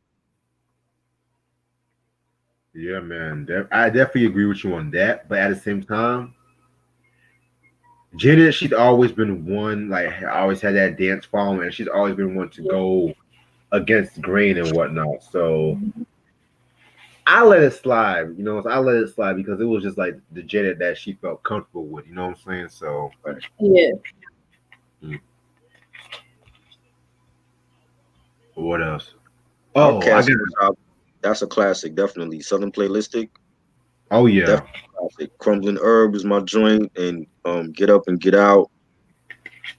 Ain't No Thing. That's definitely a play. Yeah, they don't talk about that. They skip over that and go to AT Aliens and the Crumbling Herb, but they first I want to say all of their albums are classics. Mine is Idlewild.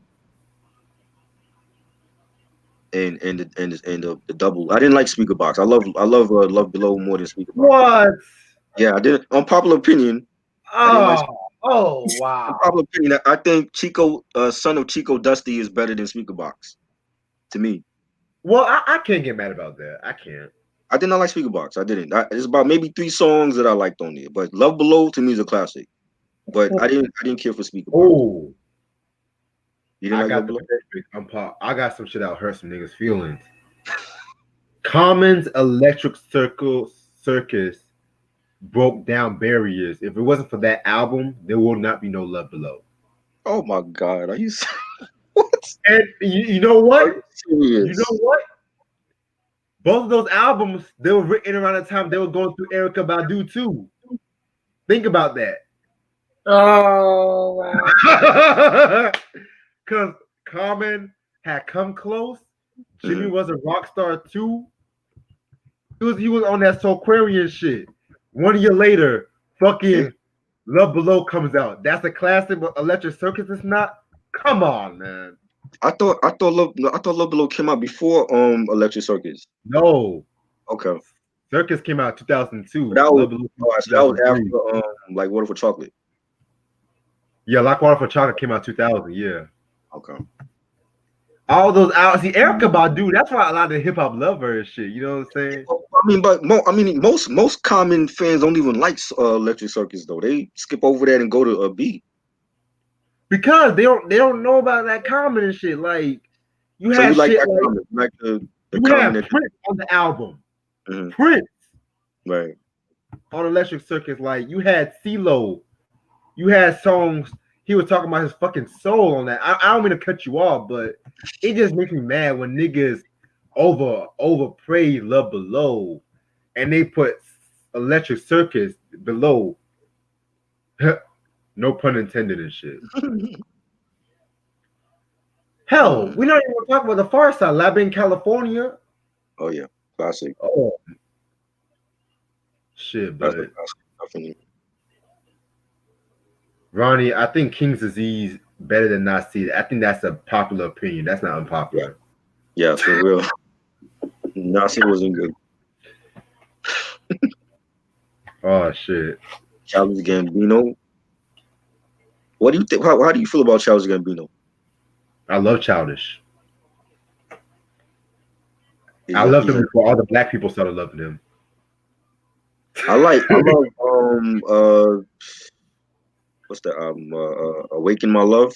I think that's his best project, but I haven't heard all of his stuff. Yo, Mhm. because the internet is amazing. Yeah, I hear people say that they love that album. Yeah. Even the recent album he came out with this year was hot too. I ain't gonna front. Mhm. But niggas wanted that Awaken My Love too. They wanted that fun. Like I said, the black people, when he first came out, nigga was saying, oh, he weird. Oh, he's a black nerd. Oh, he's a wannabe Kanye. Niggas was saying all that shit about Childish. But when he came out with that, but stay woke, that's when Mhm. all the black people started loving him. Cause the niggas started talking about staying woke and shit. That's why all y'all niggas started loving him and shit. Mhm. And he was on Get Out too. I rest my Yeah. case. I love Yeezus. I think Yeezus is a dope album, He and on point. Kanye showed that he can drop a solid album and it don't gotta be rap. It was everything else but rap in that album. You don't like Y'all, that? I hated Yeezus, Jesus. to me, I love Yeezus. I think that's severely hated on as a Kanye album. Oh, so Electric Circus is not. No, It's not. I'm not saying. I'm saying, but I'm saying like when it came to Common, like see, like that was when Kanye. That was when Common was so in love with Erica that a lot of people were turned off by that. So it's like they skip that album and go to B, and then they go to like Finding Forever or whatever. You know, they don't even talk about Universal. What was that shit? Universal Mind Control or some shit. They shouldn't. I got that album too. Man, Common got some stinkers too, man. Let's not give Common all the praise now. Right. But I thought Jesus was dope though. You know what I'm saying? Like Kanye was pushing the culture where it's like, yo, like he ain't trying to do what everybody else is doing. He going left. And I'm like, yo, well, if this is crazy Kanye, I like it because he doing what nobody else was doing at that time. And the one rap song he had was Bound, and that's like the last song on it. The video was what made The me video's back cringe. here. I don't care for the video. You know what I'm saying? But the album Yeah. itself, I thought he went in a different direction with his music, and I'm like, yo, it's severely hated on. I don't know why people don't like it. We can't get a college dropout album all the time from Kanye. He ain't gonna do that. I always thought College Dropout was kind of overrated, if you ask me. You know so? I like Oh, it, but wow. So what's production your wise, favorite Kanye album then? my favorite one, Late Registration. Oh, that's your favorite. Okay, okay. Mhm. Dark What Twisted about Fantasy. Yeah, that's a classic. that one's Definitely. growing on me? I'm not gonna front. Graduation. I love Graduation too. Graduation is another one I don't really hear people mention. Yeah, Graduation, he killed it. Every track was a banger. I even like Yeah, Drunk and Hot Girls. yes. That's when he was dating Amber Rose, right? Yes, sir. I never unpopular. I never found the attraction with Amber Rose. I mean, pretty, yes, but Mm, sexy like a dime, like everyone makes it out. Hell no. mm. Watch the Like Dawn. It's if I underrated. wanted if I wanted like a bald chick, I would go with fucking Grace Jones when she shaved her head or some shit. But It's not no decent. fucking Amber Rose. Like just because she light skin, she don't get no fucking pass in my opinion. Watch the Throne. Watch the Throne is underrated to you. Nah, it's right where it is. It's not underrated. Nah. Yes, I agree. No Way Out. Well, we know No Way Out. Is Puffy's only good album. Right? Mm. We already know What that. about you, Ash? You got any unpopular opinions? Mm. No, can't think of any. Okay. Mm. Ja Rule is a whack artist. I always liked Ja Rule. I always thought he was dope. I want to say after Last Temptation he started to fall off, but like his first couple albums, Veni Vidi Vici and Rule 336, Pain is Love. I love those albums. I mean,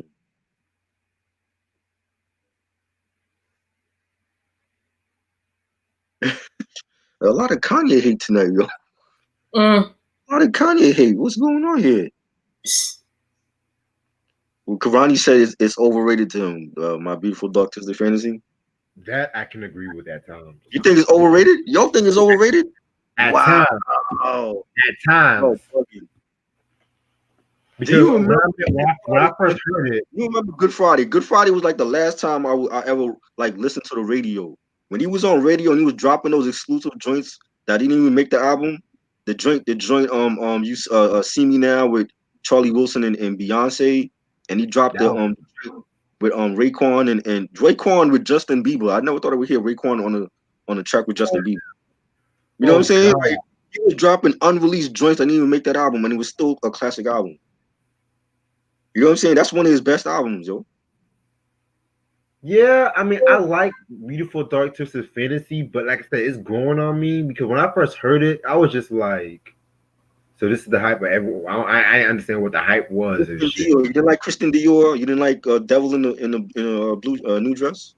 Devil in the New Dress, classic. Ross killed that. Rick Ross's best verses on that track. Definitely, Ross killed that shit. I loved Monster. Nicki killed that. Killed it too. Yes.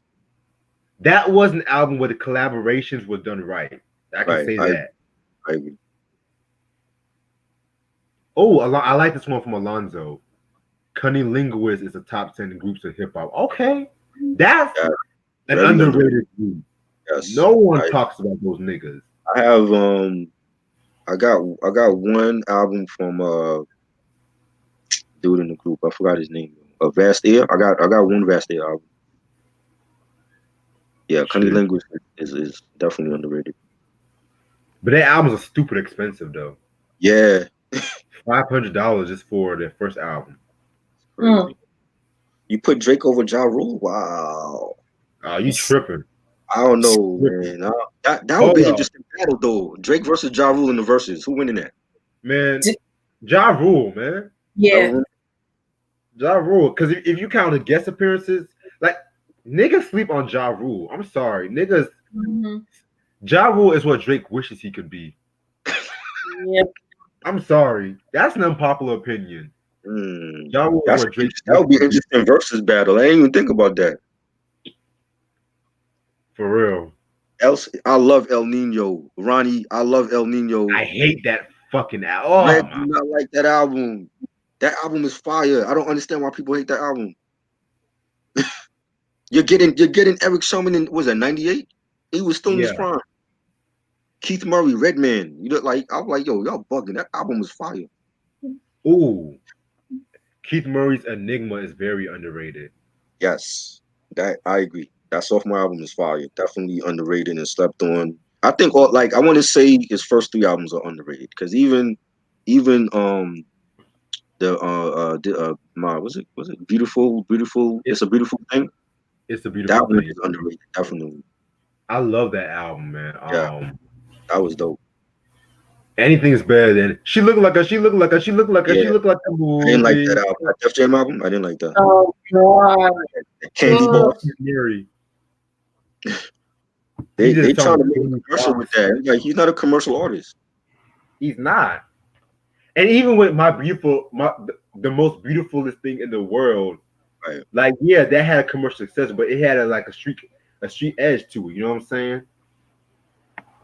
Like when you hear niggas talking about y'all methodological niggas is comical, the astronomical, like what kind of commercial niggas screaming big words like that? Yeah, astronomical niggas is comical. Like, come on, man. DJ Tim said he liked Press Play. Okay, I didn't like Press Play. I liked about maybe once the song with Keisha Cole. I like that song. Yeah, I didn't care for that Press Play bullshit.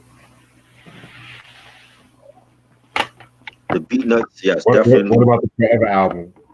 Huh? No, hell no. Wait, what? Forever? No, that's in the dump right now. That's in the city dump. The Beat Nuts, yes. The Beat Nuts definitely an underrated group and production team as well. Definitely slept on.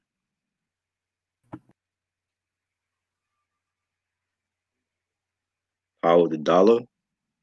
That's a classic album to me though. Even though it was shelved for a while or whatever, but I think that's a classic. I think Get Rich or Die Trying is a classic. The Massacre.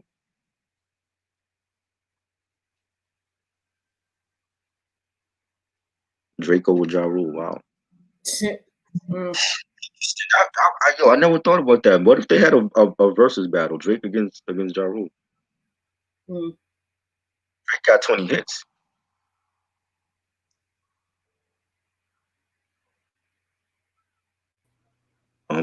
Mace Harlem World definitely is his only classic album. Unfortunately. That second one went in the dump also. I had to throw away Double Up. That was terrible. King, what's good, yo? Where you been? Yeah, I'm gonna stay on for about 10 more minutes, y'all. Just to let y'all know. Okay. Yeah, my bad. Yeah, Vastius from Cannibal Ox. Yeah, I got one of his albums. That's a dope album though.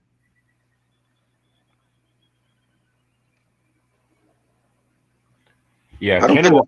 that's no opinion though. The Mace album. I mean, everybody really knows that's his only classic album. So.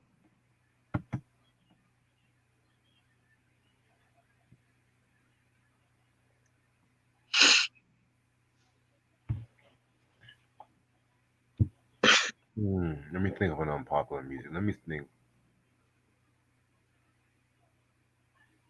Let me think of a good one. I got one. What's up? It's more like a question. Would Michael Jackson still be a legend if he didn't go solo? Like if he didn't do Off the Wall and Thriller and all of those albums, would he still just be a legend with the Jackson 5 stuff? Yeah. Because remember he won an Oscar for Ben. Right. He was already doing The Wiz. I mean, he broke a lot of ground. Jackson 5 broke a lot of ground, so I feel like he'll still be a legend.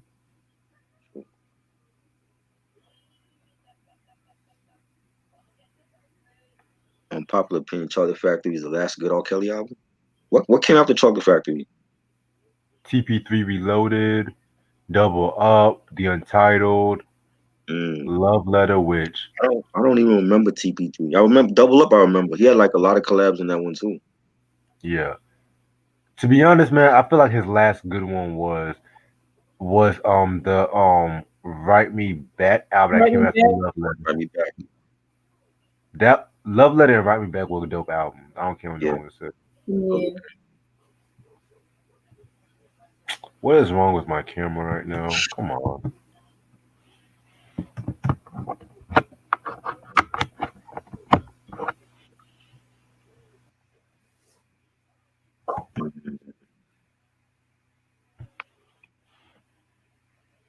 Beyonce is overrated. Unpopular.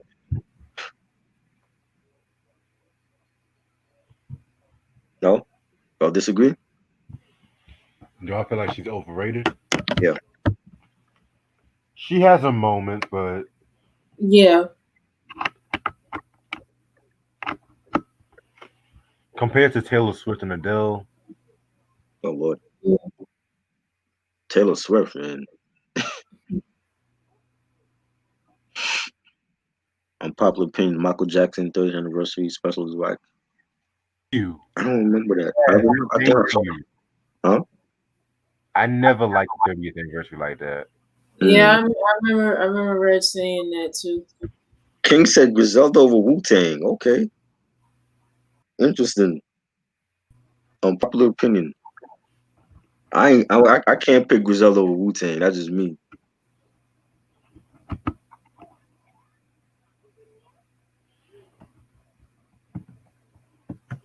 There's gonna come a point when Griselda start making some shit. When they start making some trash, I want to see what people think about them then. And they're not gonna have a flawless streak unless they retire early. They're not gonna have a flawless streak forever. You know what happens if Conway drop his next album and it's garbage? Then what? How y'all feel about him then?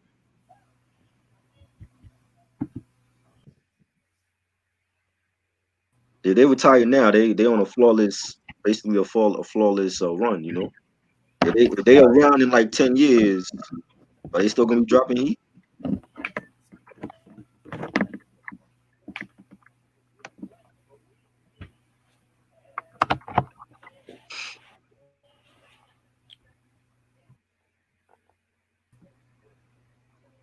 You know what? Okay, I'll let the camera fuck out because I'm about to end in like 5 minutes anyway. I'm not worried about it. But yo, King said Griselda over Wu Tang. Oh wow. Mm. Three Breaths Michael to me, Thriller, Bad and Dangerous. Okay. Yes. Yo, I know it's a lot of I'm with you yeah, on that. Dangerous, man. I know it's a lot of love on Dangerous on this channel. I Yeah. fuck Yeah. Mm-hmm. Oh, do y'all want to try to review that Terry B album this Wednesday? Okay. If y'all What free time? Wednesday. You said what? What time on Wednesday? You know the usual time, 11 o'clock. Jadakiss has one good album. Highly disagree with that. See, I like Kiss of Death, but it's dated though. It sounds like a dated album. Top 5 Dead or Alive. I fucked with hard as shit. Honestly, I don't like that one. I didn't like that. I didn't like that album. Oh, speaking of Jadakiss, I like What If over Why. What album was What If on? The Last Kiss. I don't even remember that. Yeah, I don't. it was one of the better tracks off The Last Kiss. I still like Why, because Why was like a real social commentary song for him at that point. See, Why was cool, but he was asking a lot of stupid questions on that track. I'm sorry. Like if a nigga starts off the song asking why is Jadakiss as hard as it gets, I'm like, okay. Like, yeah, he asked some good questions, but I'm just looking at myself like, okay, Jadakiss, I fuck with you, but some of these questions, I'm just like, why? No pun intended. Mm-mm. But with What If, he was asking really thought. Not only was like a better beat, he was asking really thought provoking questions and shit. You know what I'm saying? Right. And Nas had a dope verse on that too. Terrorist won over Rakim. I can't get mad about that because both of those two are my top two favorite MCs Biggie in my. isn't a top 10 MC. Wow. Who? Biggie? Yeah. What? That might be the one of the Wait, night right there. Biggie isn't a top. Whoa. Unpopular opinion. Biggie isn't a top 10 MC to King. Wow. Biggie. I would like to know. I mean, King, I would like to know who's your top 10 MCs then. Snoop Dogg revived Charlie Wilson. Yep, he did. That's the fact. Yeah, everybody knows that. Unpopular Banks opinion. is underrated though.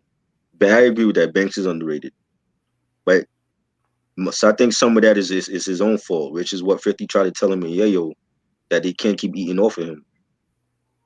You know what I'm saying? Remember when he said that to them? Like, yo, like they got to go out and be their own solo artists and not wait for him to drop an album.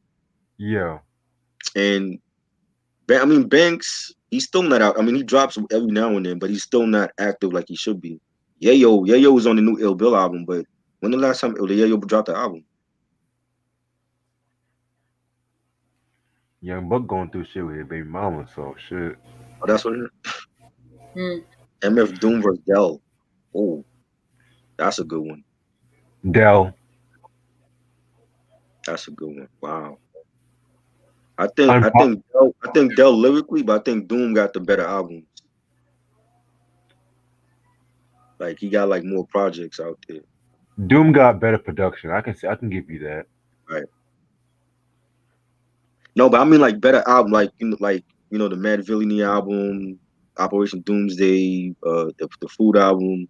I mean, like I think he has better albums than Dell, but Dell I think is more lyrically better than Doom. Yo, Ronnie, that's the best comment. I hear you try, but he said Law was the weak link of Family Matters. I never You blink? I never saw the appeal for Laura as What? everyone all the Really? guys. I was more of a Myra fan. I wanted What Myra is and Steve. Myra? Yes, Wow. Myra. Yes. Myra had that nigga back. Laura started liking this nigga Laura. once.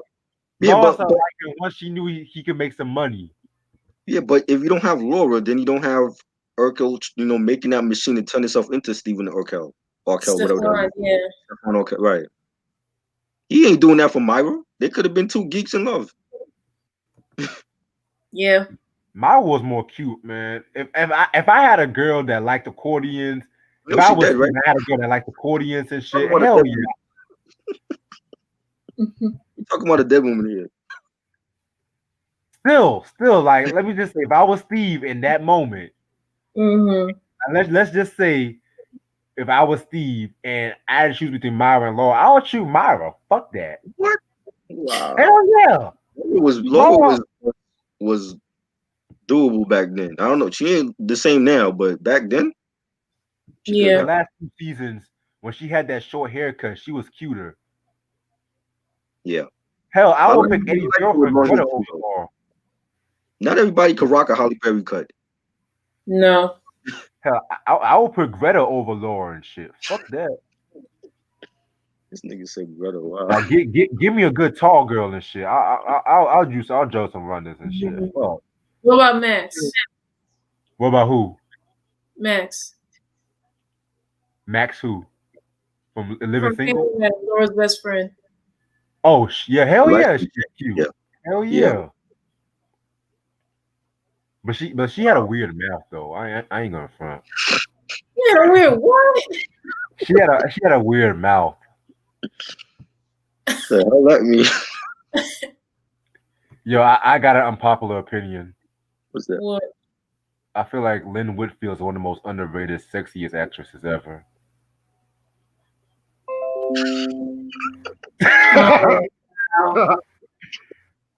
Red's like them old biddies, yo. I don't give a Lynn Whitfield. Yeah. What the fuck? The man has a preference. Yeah, I see. I see. I got another unpopular opinion. Was it? I might hurt some feelings, but I never saw the sexual appeal to Making Good like that. I mean, she's pretty, but she ain't all that. Wow. Oh my Yeah. God. No, I mean- he's drunk. He's drunk. It's I mean- official. You just said Lynn Whitfield, and you're gonna say Megan Good is ugly? Let me explain. I prefer Okay. Regina. I prefer Regina Hall over Megan Good.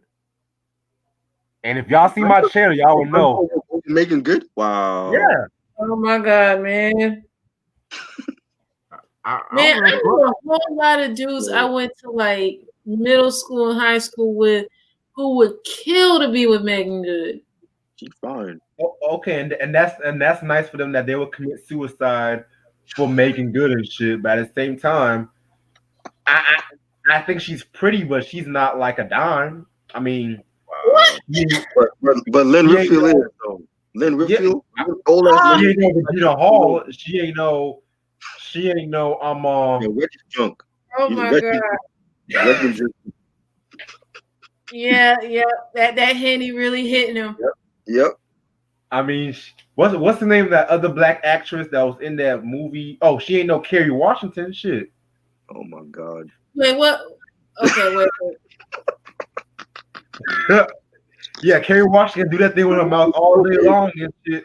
She can still get it. Fuck. Oh, so you like Kerry Washington and Lynn Whitfield way more than Megan Good. Yeah. Okay.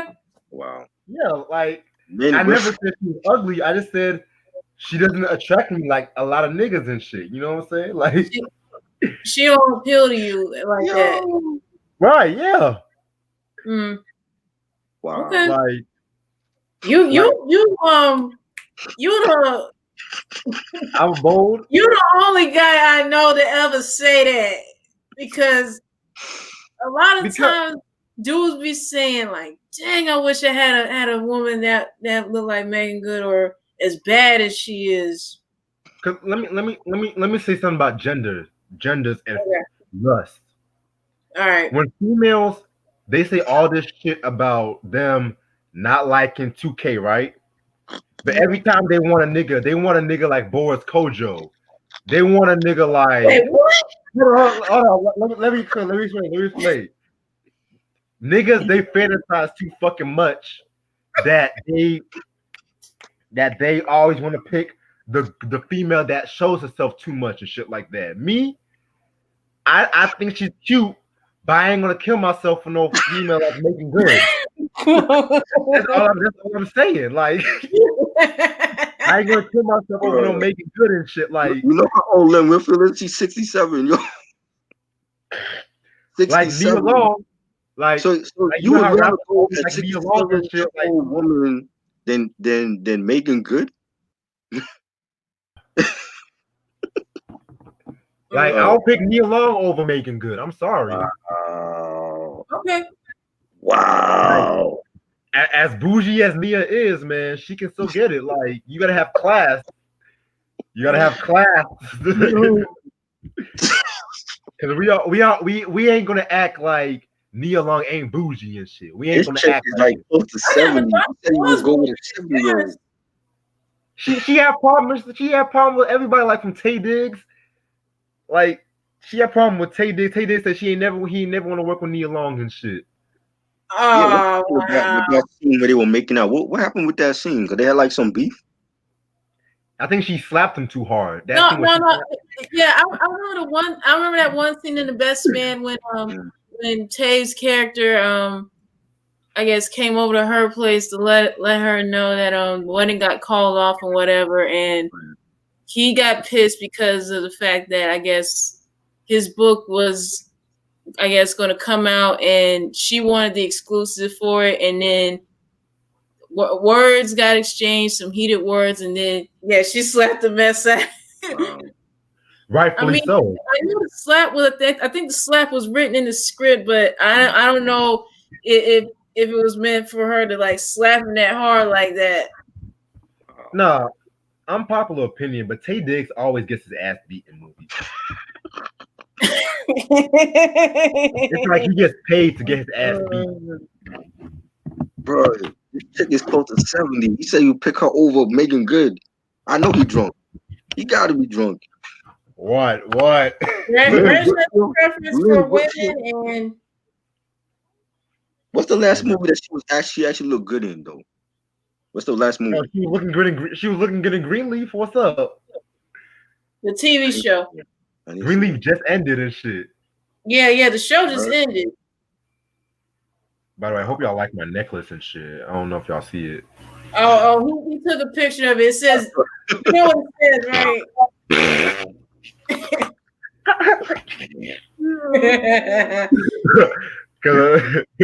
Well, whoa. Do you feel a certain way if a female calls you daddy or no?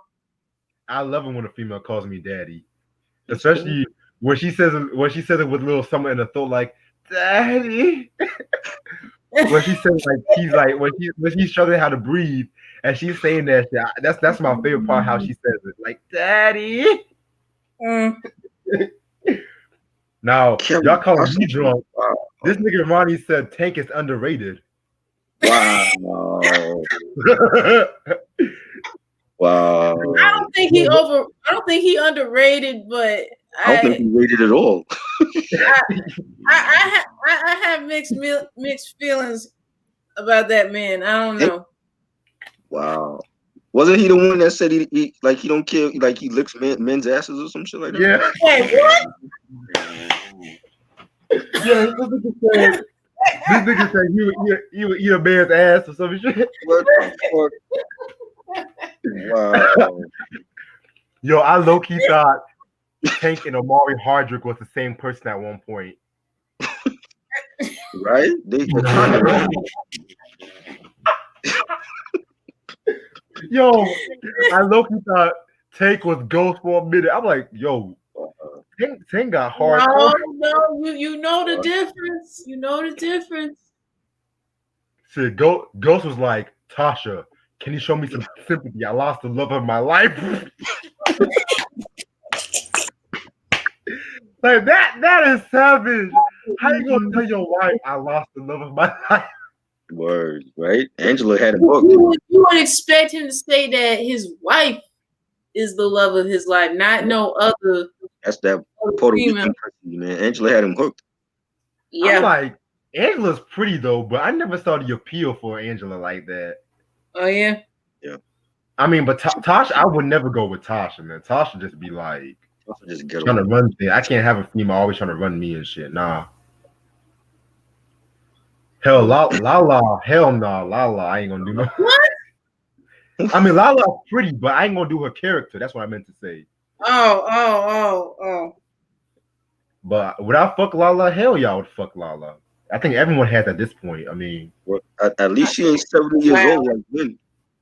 You said what? At least she's not 70 years old. Well, I don't like. I have my limits. Y'all act like I date older women. Yeah. I told us this before. He has his limits. For those who don't know, tell them what the limit is again. What is just because the female can get Social Security, that's not me. I'm always out to get her. Like sometimes the older females, they come to me, dead ass. Sometimes I would just be minding my own business. So would you run up in Lane Whitfield's DM? Yeah. I mean, she ain't married. I don't think she married. Oh hell, I'll go over Vivica A. Fox. I'll take Vivica A. Fox over Megan Good. What's up? No, she's not anymore. All that surgery she had? Hell no. Surgery or whatever. Surgery. What the fuck? Trust me, I've seen worse surgery. Some of these white people who look 50, they end up being 80 low key and shit. I've seen worse surgeries. Oh God. Vivica can get it, man. Y'all sleep on Vivica. Vivica's still in love with 50. I don't know if she want anybody else. What? Man. Tell me Curtis. Still all these she's still feeling him? Of course she is, yeah. Oh wow. Oh yeah. I'm surprised she didn't marry the man. She was married at one point. No, I know. I said I'm surprised that she didn't marry 50. 50 don't want her. That was some ass. He didn't want her like that. Vivica was a window shopper. Yeah. 50 knew what he was doing. You know, I'm gonna stay for 10 more minutes because I'm having too much fun. Yo, Melissa Ford, yes. Jessica Rabbit, she was hot. Yeah, remember she was fine. King magazines and all that. She was fine. Yeah. Megan Good. I would definitely. I ain't never seen Megan Good look bad a day in my life, man. Never. Who? Megan. Long hair, short hair, she's still fine. I think the short hair suits her more. Yeah. Oh yeah, she's man. The one time I thought she was really fine was when I think she was in the BT Awards or some shit. She had like this white dress with like this blonde. Well, she had her hair blonde. I was like, okay, she. But wait, it's just a fucking eye. What about the one year she was on, I guess, the BT Awards and she had that blue dress and it was like open. I don't know, like low cut in the front and. Sorry. I mean, yeah, she was cute. This nigga picking old bitches over me. Reggie has a preference. Megan Good, yo. What the? If it's a grandmother, she gotta be Halle Berry fine for me to pick her over Megan Good. Halle Berry's so fine. Oh, yeah. Halle's always been fine. I don't care what no one says. Yeah. But I'm surprised because I feel when it comes to our black men, how can we let Halle go for a white man? Like Wesley, Christopher Williams, who else? Eric motherfucking Benet. He was married to Halle. David Justice. David Justice. Yeah. Cheat on Halle Berry. He gonna come home without no fucking shoes. Crazy, yeah, right. He was doing wait. Didn't Eric Benet have a sex addiction? Yep. How you have a but the sex addiction should be with your wife, not with other bitches. I don't understand. Right. You would think, right? Right. Exactly. That's what I'm saying. Black men, y'all keep talking about this shit about treating black women well and shit like that. Y'all let Halle Berry date some white French motherfucker like right. Olivia. What's her name? She was in a relationship with a French actor and come on. That no, you know what? That the messed up part was that dude ended up getting a fight with her kid's father. Jesus Christ. I don't know. Maybe her track record with men is just that's probably what it is. It's just so bad that she ain't giving head.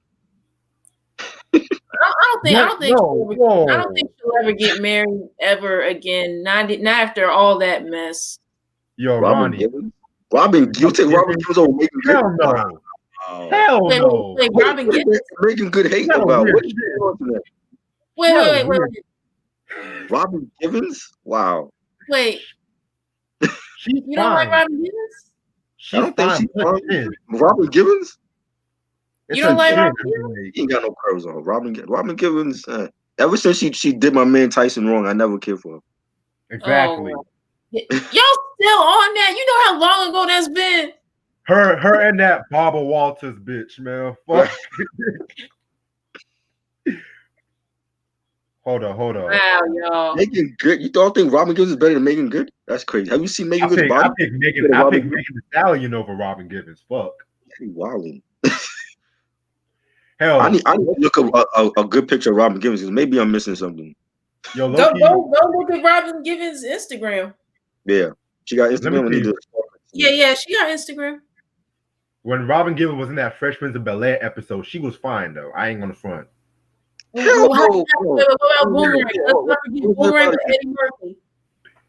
one was that? Yeah. Which one was that? Who, Boomerang? Boomerang. Yeah, she looked okay. Just okay. I mean, she never been my type though. Like she, you know what I'm saying? Like I need a woman with curves, like curvy. Like Megan Good got curves on her. I picked Megan Thee Stallion over Robin Givens. Shit.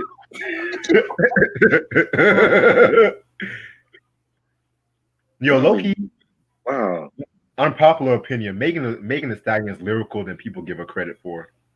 Wow.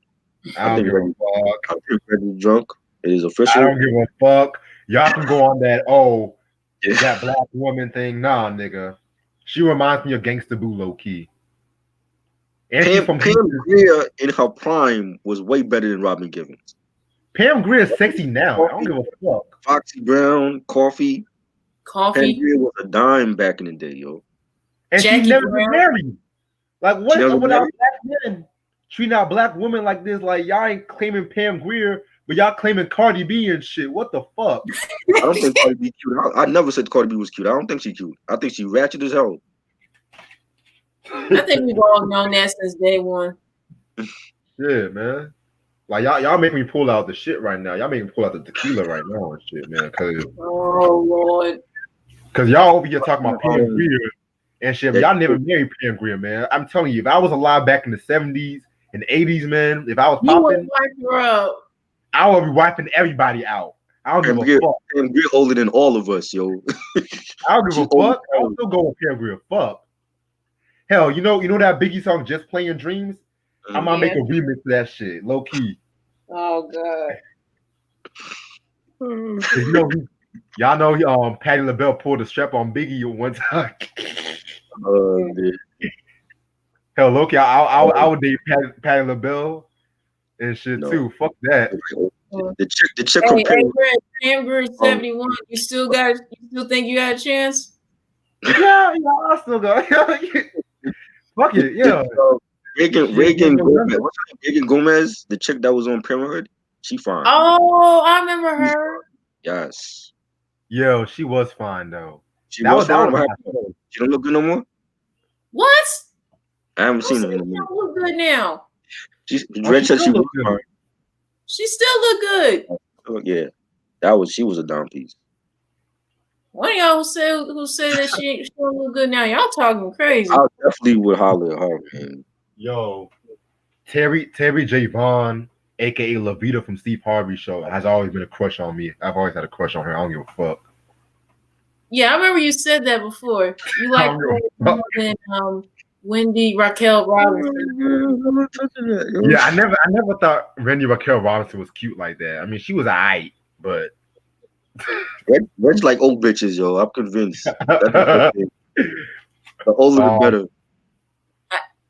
What else? Who else? I always thought Sierra was cute. The singer Sierra. Fuck it. Yeah. Oh Lord. Have Sierra you built seen like a a man. What? No. Have you seen a Promise video back in the day? Sierra, yo, there was a rumor that Sierra was a hermaphrodite. You remember that? Yo, Famous, What? I famous hated girl. that. Yeah, That there was a was. crazy rumor. Wow. Stuff that be publicized and put out Yeah. there like that. Mm. No, I can't believe y'all really be thinking I'm out here looking for girls' social securities. Wait, who said that? Yeah, because Yo, Charles always after older women and I say, just asked him if he would DM Lynn Whitfield, maybe she go for it. shit. Oh boy. You know. All right, I'm gonna say a few more and shit. Parenthood TV show does not get a props it deserves. I agree. Yeah. Yeah, it really doesn't.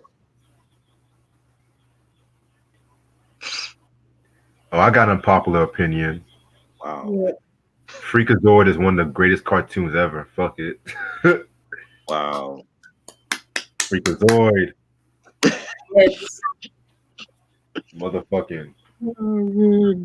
Imagine if Jim Carrey was a cartoon. That's the best way to describe Freakazoid. Yeah, I can see Jim Carrey being Freakazoid. Oh yeah. See, niggas always talking about reboot. How come y'all niggas ain't rebooting Freakazoid and shit? Imagine Yeah, why ain't y'all bring it back? I mean, 2 seasons was not enough for us. 2 seasons was not enough, but That's why I said it really wasn't enough. But we got 6 seasons of Phineas and Ferb. Come on, man. I hate that fucking Phineas and Ferb. I don't understand that bullshit. Like, first of all, they ripped off Ed and Eddie with that whole summer premise and shit. Let's be real. Second of all, fucking Phineas' head looked like a goddamn Dorito chip. I ain't on the front. Like they ain't got no fucking necks and shit. Like, Mm-mm. yeah, I think I'm done drinking for the night. I'm not trying to get drunk. You think? Okay. Yeah, I'm done drinking for the night because I'm about to. Actually, I'm actually about to end this off because you know how StreamYard is and shit. Yeah. But this has been fun though, man. This has been fun. Yeah. Yeah, you should do this. You should do this every year. Yes. Every year for my birthday, like, hey, I might as well do it. Fuck. Yeah, because who's to say how long we gonna still be in this pandemic and until they find a cure or come up with a cure and we go back to normal in some aspect. All right, King, salute. All right, y'all. Thank y'all so much for watching. This has been a very dope episode and stuff like that. It's a nice way to start off a birthday, I tell you that. Yeah. Stay tuned this week. We're going to talk about the Terry B album. Definitely want to talk about that. The white female rap on Ruthless Records. So that's gonna be interesting. Yeah. That's gonna be a lot of good conversation because before Iggy, we had Terry. That's crazy. Oh, boy. I never knew Terry. Me neither. So that's why like I always like it when we review an artist we never even know about because I feel like remember the black review and shit. Oh God, yes. Yeah, terrible. And always Chicago, we seen that was one of the we discussed, but I'm gonna say that Forever album we talked about Bobby Brown. Add that to the list. Yeah, man. And hopefully this Sunday I can probably talk about Janet Jackson's Discipline. So, yeah, man, definitely got some good albums to talk about this month. The Beef episode, hopefully that will be done by Tuesday now and stuff. So, yeah, man. Thank y'all so much for watching this episode of Beef. I mean, this birthday episode. I'm really about to get me something to eat right now because I'm hungry. And it's 2:16 in the morning. So, yeah. Hopefully everyone has a good night. Make sure y'all subscribe to the channel, and I will see y'all later. Peace. Peace. Peace.